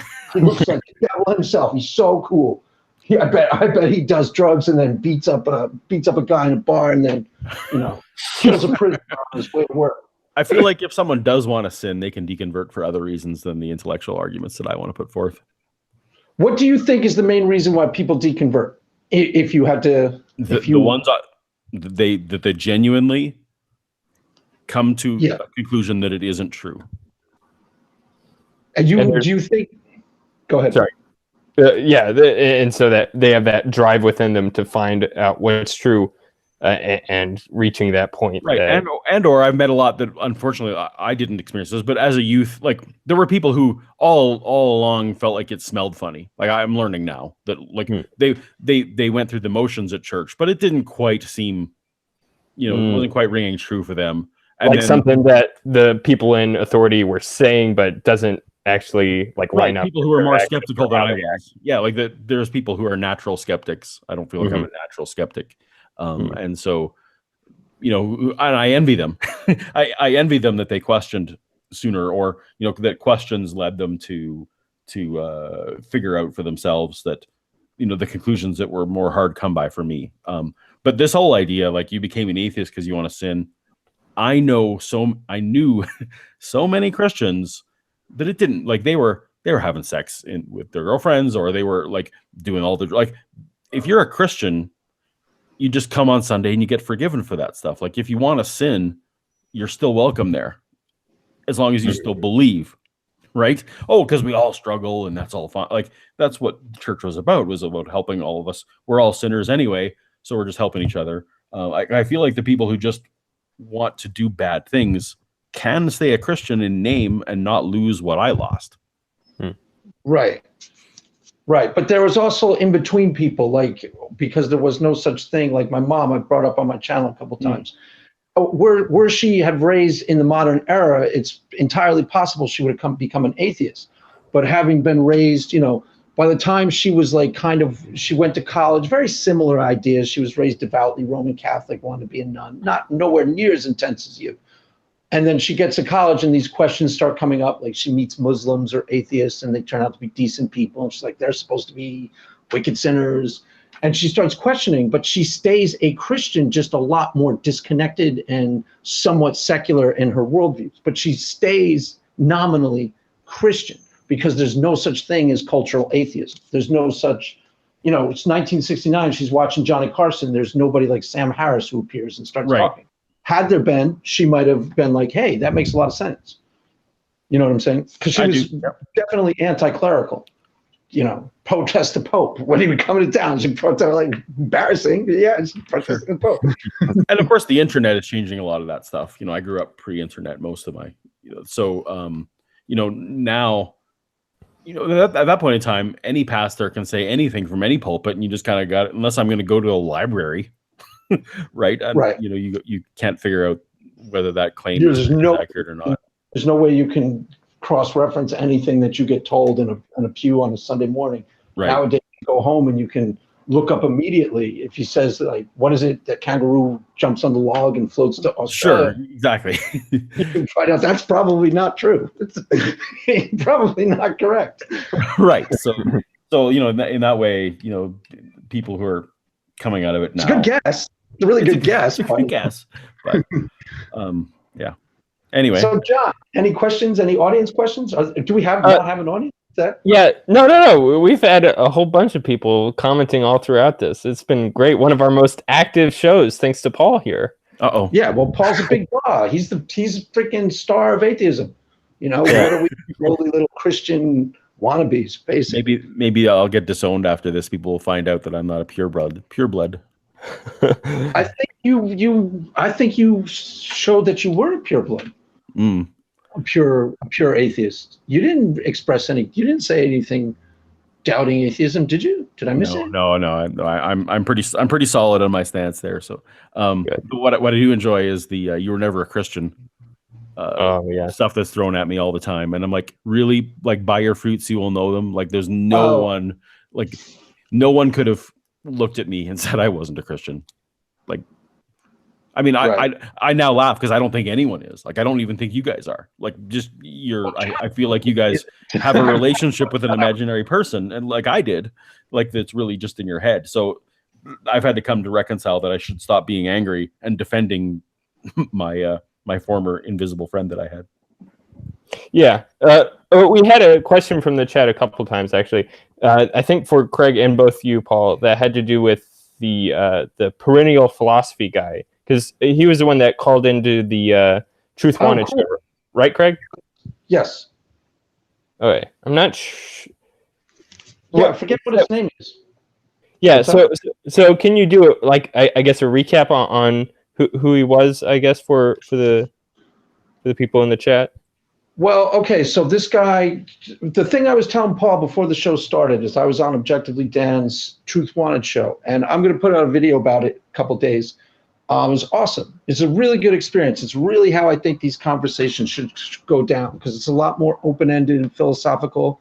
It's not like you call up and, Christian does apologist and then Dan does counter-apologetics. It's a lot more of a conversation. And the one guy was calling up on perennial philosophy who had actually been booted off of Tracy Harris's show. He got hung up on Tracy Harris, and he got hung up on a couple of times. And we entertained him.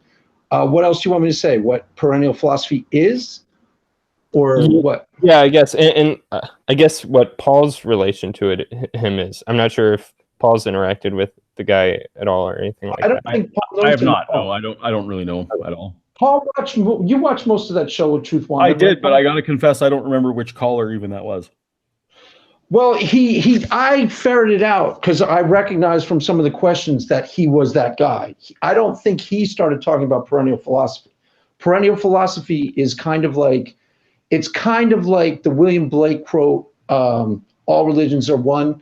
And it's like there's this whole list of different spiritual texts and different spiritual books that have very, very similar, like the Buddhist Book of the Dead. Very similar to St. John of the Cross. Very similar. There's very similar things going on with mystical experiences, and it's a new scientific approach to try and ferret out the similarities between these mystical traditions and why. I think that's the guy. Did he ask a question here, John? Or no, he wasn't in the chat, but I guess somebody else was asking more about that. That's interesting. I'm going to start doing, if anybody's interested, I'm going to start doing videos on it because it relates to a lot of stuff that I've been starting to talk about, like instincts and the voice of God, and how there's a lot of scientific correlation between, like, there's the book that Sam Harris put out about waking up. Yes. And there's hearing that still small voice, the inner voice of God, and instincts and things like that.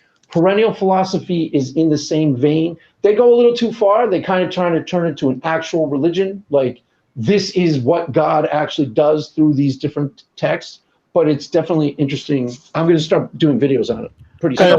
I know some apologists like Jordan Peterson. Well, Jordan Peterson's not an apologist, but I know people like him and others. Like, they point to the similarities in religions to try and be affirm that makes it true, right? That, oh, well, look, if we're all similar this way, then it must be true. When I was a Christian, I would have been so against that. I would have never said that.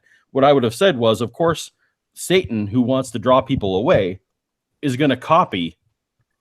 Right? It's I would have never acknowledged that Muslim would have truth or that the Buddhist would have truth. It would be that if there was truth in it, it was stuff that Satan had stolen and is twisted just enough to keep people out of heaven. So that whole apologetic to me seems bizarre. I remember when I watched what was this the Zeitgeist movie, and like it brought up like all the similarities with like the Jesus Christ figures and all that. Being raised in a young Earth creationist house, this was kind of like a scary thing for me, especially considering like a lot of the similarities to Christ were things that happened like well before, like in ancient Egypt and things like that. That's a hard thing to really rationalize when the things that the devil copied God with were done like 1,000 or so years prior, or even further. Or similarly, Ken Ham's Ark encounter, it shows all the flood legends around the world as evidence that the flood happened. Where I now look at it as like, no, a lot of those are dated hundreds of years before the Jewish Bible. Yeah. So right. Why would you try and flip the cause and effect on these? Like, I just don't get why. I think Christians should stay away from that stuff as opposed to it's kind of more pointing towards Christianity copying from the ancient pagan myths, which is. But anyway, let me ask you a question, Paul. Have you, as Paul now, have you watched like Jordan Peterson, Sam Harris? Have you watched those debates? Yep. Jordan Peterson is I've his 12 Things book I read. And I don't follow him. I don't follow what he's saying every single day. But yeah, the Sam Harris debates and things, the highlights I'm aware of. Okay. And what's your take on that type of stuff? So I feel like he is in the line of I don't like arguments from consequences. I don't like saying let's adopt a thing because the consequences that will likely happen are good. And that's where I feel Jordan Peterson is. And I'm shocked that Christians flock to him, because he's basically saying, in my view, what I'm reading for him saying is, I don't put stock in your religion, but I think your religion has utility and all religion has utility. And because of this social utility, I think we should stick with it. I don't get why Christians flock to that. That blows my mind. Because that is the opposite of what the kind of Christian I was. Like, it is not based on utility. And he's basically saying you guys are idiots, but it keeps you in line. Peterson is interesting. He's almost like this kind of living Rorschach test where you get the Christians that are kind of listening to him and thinking that, oh, he's kind of on his way to becoming a full-blown Christian or something like that. Like he's currently an agnostic, or he's kind of too unwilling to admit that he's a Christian in the modern age, things like that. And then you have like the atheists watching him and getting the idea that, okay, he's completely atheist. He's only talking about religion according to its evolutionary origins and psychological utility and things like that. And it's kind of funny to see these like two different worldviews all kind of converging on him. It's kind of fun to see. And that's the brilliance of the man.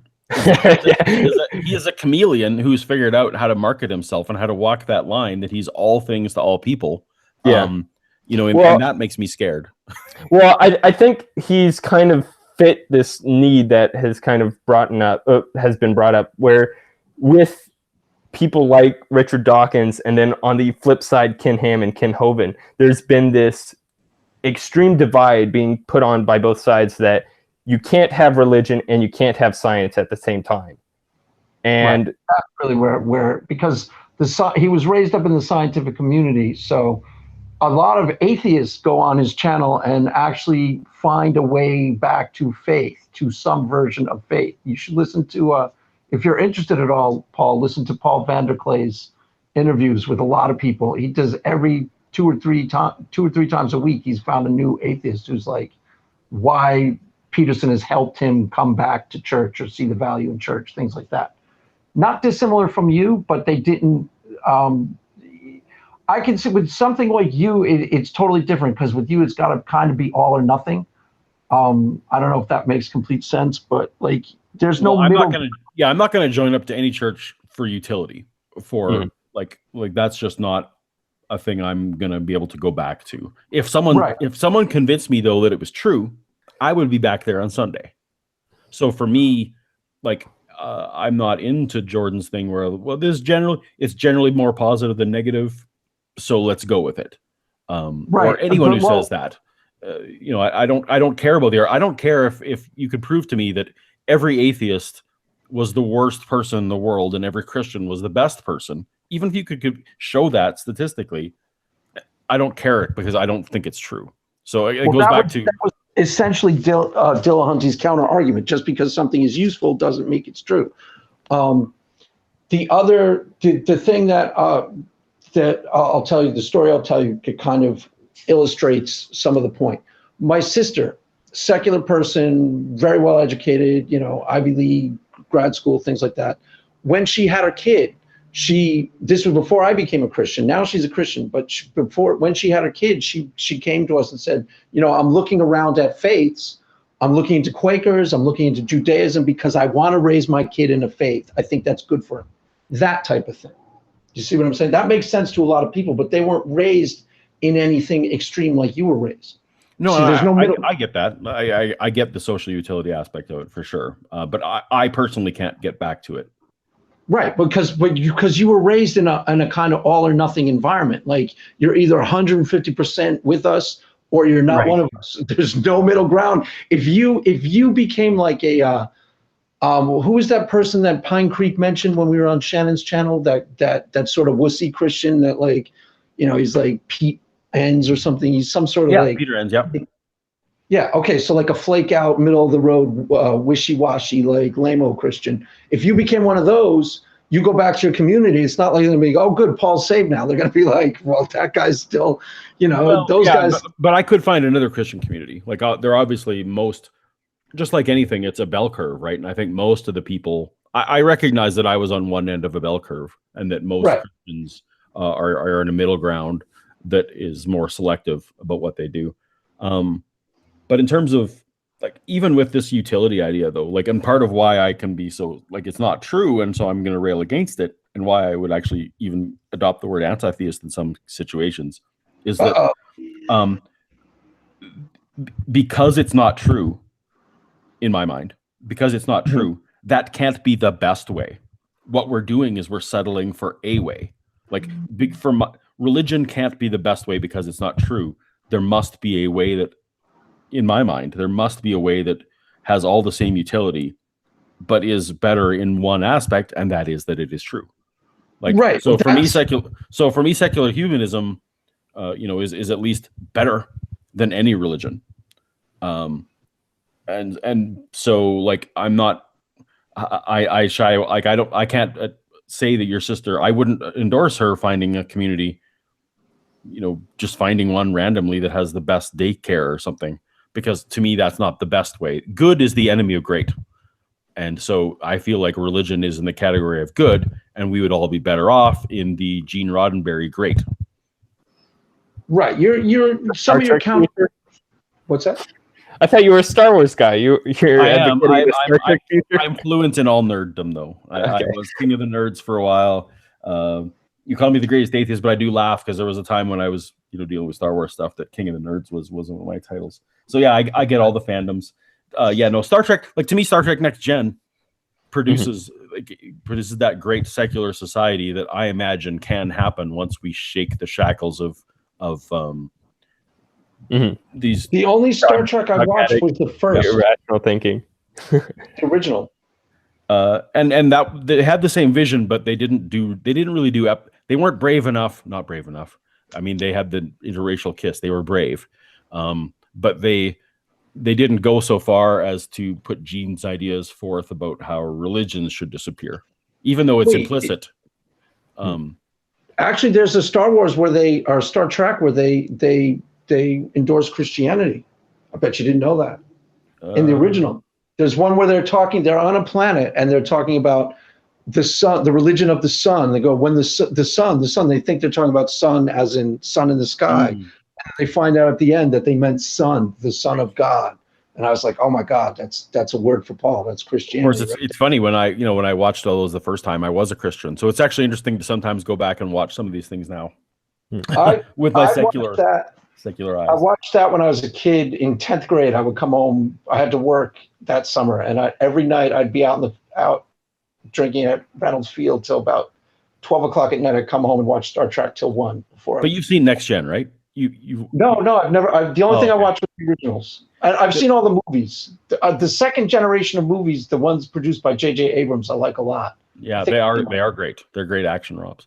There's an episode of Next Gen though where it was several episodes where they found out that Klingons and Romulans and humans, everyone had this common ancestor, and that there had been this one race that had been seeding their genes everywhere. It implied basically that we had all evolved. And I remember as a Christian being so mad at that episode. It's like, evolution's not true, you. So I would actually. That's one I need to watch. Yeah, it's one I need to watch again now as an atheist. Okay, one other question: How closely are you following? Do you follow American politics? Less than I lived in America, and so that was Schwarzenegger was my governor for a while. You're what, 2000s? Yeah, but no. So I follow it more closely, frankly, than I follow Canadian. But throw your question out. What do we got? Well, John has Beto fever. John has Beto mania. So come on, John. No, I'm part of the Yang Gang now. To me, ironically. He's so cool. He's just like Bobby Kennedy, only he's skateboard. He's so awesome, man. I bet he smoked so many bombs. John sounds like freaking out over him. I bet you he wins the nomination. I bet you anything he wins the nomination. I'm going to put out a video tomorrow. Well, that is a weird thing we're so far out. You can't know what the scandals are going to be. You can't know, like at that before the primaries start. I wouldn't put too much of your savings on it. That's right. So we got to figure out what each candidate is going to have their specific scandal behind them, and we got to weigh them against each other. Which one's worse in comparison to the others? Would you when Trump was at this point in what was it 2012? Would you, even as he was going up the primaries, would you have bet that he was going to get it? I don't think people would have. When Jeb Bush was still in and all that kind of stuff. There's no way. Well, the thing that Trump did, okay, yes, very good point. But what Trump totally taught us is that conventional wisdom can be totally upended just like that. He would do things every week, and then the conventional wisdom talking heads would go, oh, he's finished.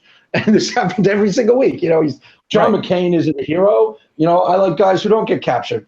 That Sunday shows, oh, he's done. There's no way he'll recover from that. And then he just go up and up in the polls. But even going back to George W., for example, I remember this. I don't know why I remember the Republican primary so much better than the Democrat. But even George W. was not a slam dunk early on.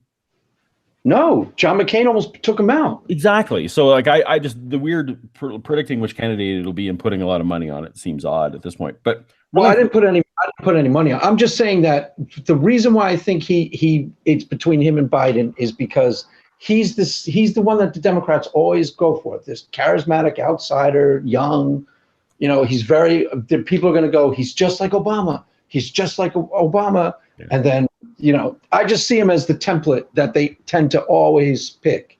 My unpopular opinion here is that it makes zero difference who they pick. That honestly, that it's 2020 or it's 2024 that they need to have someone in the wing for. Whoever they throw up in 2020 is just a sacrificial lamb.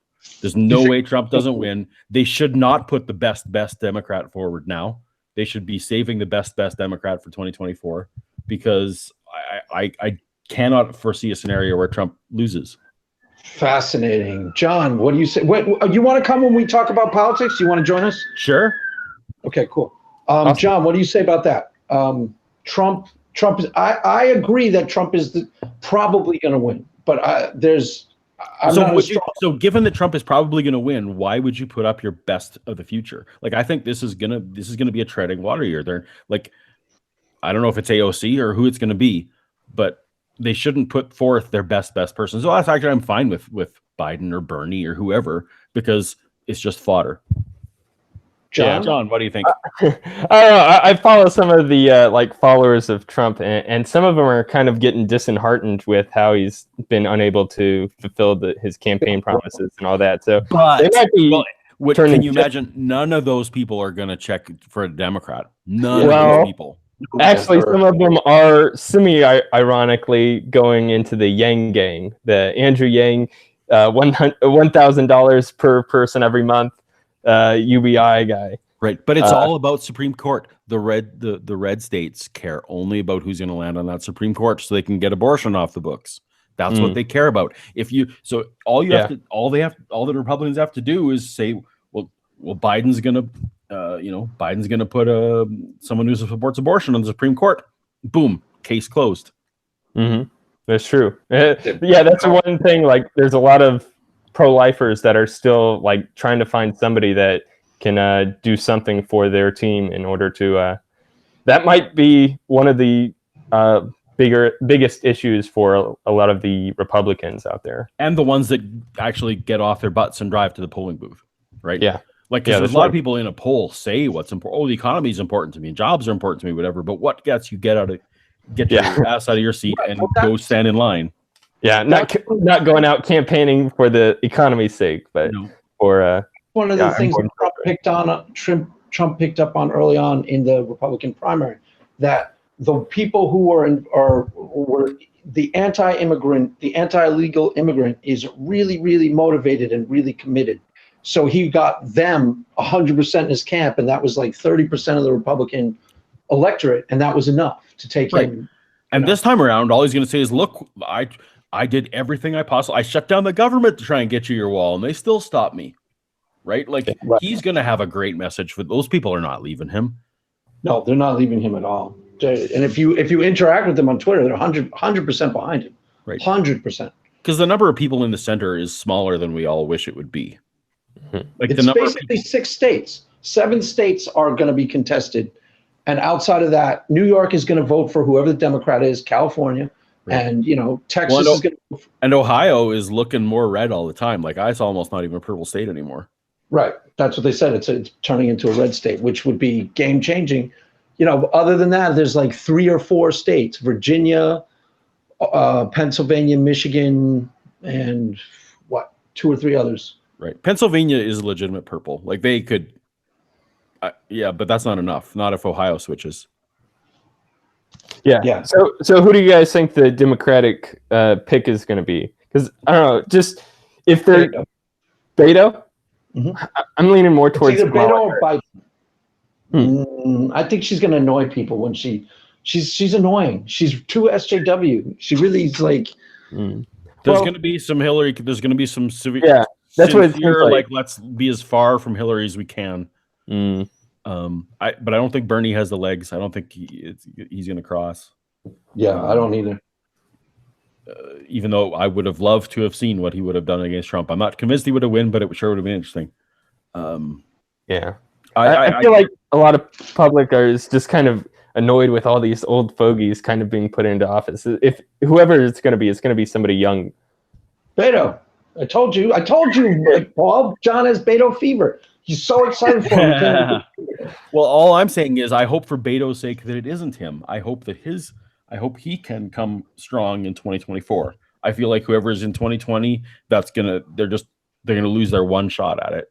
And so I kind of like, if it's Biden, I'm kind of fine with that because I don't think Democrats have a shot. That's very interesting. I think you're a rare opinion. I'm pretty sure most Democrats think that Trump will go down easy. I know, but I'm Canadian, and I can see it from a little bit further away. Because you're not person. So you're dispassionate. That's that atheist thing. You're just looking a little bit outside that bubble. Yeah. You're just looking at the evidence and the facts, just the facts. You don't have to that's not what I want. It's like if anyone listens to this and thinks I want Trump to win, that's bananas. Yeah, I don't, but it's just as a dispassionate the way the facts rolling and the way your crazy electoral college works. That's just the way it goes. So any questions from the audience, John? Then we'll let our friend Paul go. This was an awesome conversation, Paul. Yeah, this is what I would hope for. Yeah, this was exactly great. How I thought it would go. Let's see. Even more insightful than I thought. The greatest atheist of all time. I gotta get myself a robe. We should definitely get you to plug Faithless Forum. You talk a bit about that. What's going on? What's happening here? Well, I can plug it. It's completely sold out, so no one can get tickets. But no, last year scalp them for sure. That's right. I'll get you tickets. $200. Anybody wants tickets? who's buying? Yeah, Faithless Forum is a convention run and organized by a bunch of secular, skeptic, atheist YouTubers. It's happening in Dallas, the weekend of April 26th. I think it's April 27th is the actual day, whatever the Saturday is. And people who have tickets will be able to meet a lot of their favorite YouTubers like myself and Shannon and Telltale and Genetically Modified Skeptic and Holy Kool-Aid and Rachel Oates and Rationality Rules and Objectively Dan and a whole lot of people I'm gonna forget and I'm gonna feel terrible afterwards. But Aaron check Robb, the website. Jim Majors. I debated him. Prophet Azad is going to be there Prophet too, Azad, right? Absolutely, yeah.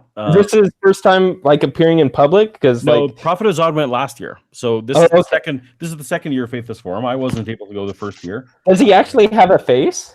He has a face. It's been actually revealed, but I know he regrets a little bit going with that static thing because it limited his options. But it's kind of his. Anyone has a YouTube channel, the way you start isn't always the way if you had to do it all over again, it's not always what you would do. I'm not sure I would do the cartoons going all over again, but I had my very good reasons at the time. Mm-hmm. I agree. All right, cool. So everybody who already has tickets that are wanting to go meet up with you guys. Hopefully we are able to stream a bunch of things and let people watch us what we're doing, but it's going to be an awesome party. Mainly I'm going for the party. I mean, I'll give my talk on whatever they want, but are you planning? Do you think there's going to be any like protesters there or anything like that? Eric Coben coming down to hunt you down or something like that? I would welcome that. I would. I think one thing that is common amongst everyone who's going there, I've mentioned several times, I don't care if any atheists watch my stuff. I would prefer if only Christians did. I think all of us would prefer to have the dissenting voice. Conversations like we're having today. I mean, I know this isn't conversational, but I think all of us would rather I want to know what's true. And so, like I said, I will convert to Christianity this week if someone convinces me that it's true. So if there's protesters and they're not if they actually have ideas and want to challenge me on ideas, come on down. Did you hear that, John? He'll convert this week. Tell him about Kalam, John. Kalam. Oh, man. I got in trouble on Dan's show because I was saying it didn't work. And Christian. I love that was my favorite part of that show because I'm actually. Yeah, of course. That was your favorite part. Well, because Kalam is ridiculous because the conclusion is, therefore, there's a cause. That's all it does. So it's like, okay, yeah, we can all buy in on there's a cause. Yeah. And that's the thing too. Like even like the greatest theological thinkers in the history didn't even buy the Kalam argument, really, because Thomas Aquinas, he recognized that. I mean, the Kalam doesn't exactly work because the universe could still be eternal, but through revelation, he still accepted the creation account of some sort. And that's actually a thing I'm now learning is that like people don't become Christians because of any of those arguments. Like I've yet to come across them. That's what I asked the guy when he called on the show. That guy's cool though, by the way. That's what I said. If the argument works, fine, go for it. But I've never seen those arguments. You're not arguing with an atheist and go, everything that exists has a cause. Geez, you're right.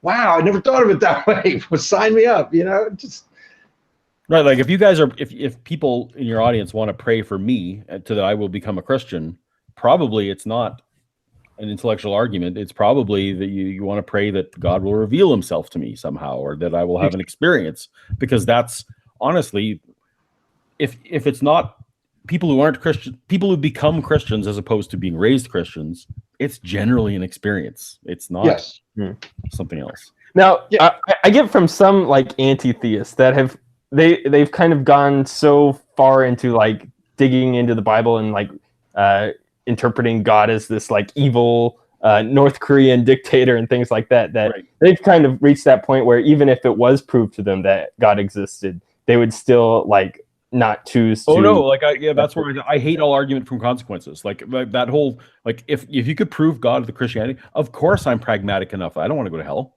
Like if and actually that when people ask me that question, would you become a Christian if you prove the Bible? Like I said, depends what hell is true in your version. If it's annihilation, if it's just like then fine, then I don't need to. Yeah, I kind of accept the like C.S. Lewis, the Great Divorce idea of hell, where like hell is this kind of like libertarian utopian society where everyone gets exactly what they want whenever they want it, and everybody hates it. I think that was actually like a Twilight Zone episode too, something like that. Exactly. Like my channel. It sounds like my channel, John. Everybody gets exactly what they want. I got exactly what I wanted. Yeah, me too. Did you get what you wanted, Craig? Yeah, this was absolutely awesome. I couldn't All right. possibly have gone better. It's exactly how. We're all in hell. No, this is hell. This is hell. I couldn't ask for any better people. So there's no audience questions that nobody asked. Is Shannon here? Did Shannon watch? Yeah. Shannon asked. She told me to ask Paul about theology, and so I guess she wanted you to debunk the kalam for us right here and now. What? So, do you accept the premise then that the universe has a cause? So I accept, or not the conclusion to the kalam that all it is, there's a cause. So therefore, there's a cause. I'm totally cool with. But anything where you jump to like the William Lane Craig, therefore it's spaceless and timeless and like all the other things he attributes that, none of that follows. Yeah, could have just been like none a of collapse that of the previous universe. Exactly, because the cosmos is eternal. Like as far as I'm not a physicist, whatever. But they're quick to go to the second thermodynamic law where things atrophy and they don't even understand what that means, but they all ignore the first one. Matter is neither created nor destroyed. Therefore, if we are maybe we're the 7 billionth universe that has popped up in the cosmos, we don't know. So to try and say that whatever the cause was is timeless, well, that's ridiculous, because if you don't have time, cause and effect makes no sense at all. Yeah, right. That's kind of the like position of Stephen Hawking. He explained it one time like, it's kind of a false thing to say that the Big Bang was the beginning of the universe. It is more like the Big Bang is just one side of the ball that is time and space, and we're like going through that at some. Even though like all of time and space already exists in its completed form, there's no like beginning to time and space. It's just the Big Bang was just one like small tiny side of the ball. Right. I like to throw back at people. My version of kalam is everything that begins to exist is a rearrangement of matter. The universe began to exist, therefore the universe is a rearrangement of existing matter. Like that's equally sound and valid. Yeah, this was actually something I talked with a deconverted man the other day, where we were talking a bit about the law of identity, where the only thing that we can actually know is that I exist. But the thing is, the I that exists is something that isn't actually made of matter, or we're not identifying with the matter that we are made out of. We're identifying with the consciousness that is able to recognize its own existence. Well, now you're gonna have to talk to Shannon about that, because I'm so on the material side of things. Like I think that all of this is explained with brain chemistry, and so I don't even understand why people who are much smarter than me, and I acknowledge that they are, say that there's a consciousness problem, but I don't even see what it is. Like brain chemistry explains it all as far as I'm concerned. So I'm waiting for the day when a smart person explains to me why consciousness is a problem. I see. So you reject then even that I exist. I exist. I'm just playing with you. I exist, but I don't buy into free will. Like I'm a sandwich. The thing that's saying I exist is just these neurochemicals exactly against each other in matter that's arranging itself. Correct. Yeah. And if my brain dies, I'm obviously the rest of me's toast. Yep. Yeah. Anyway, Shannon, I expected her question to be, a question about how brilliant and cute she is, and those are both true as well.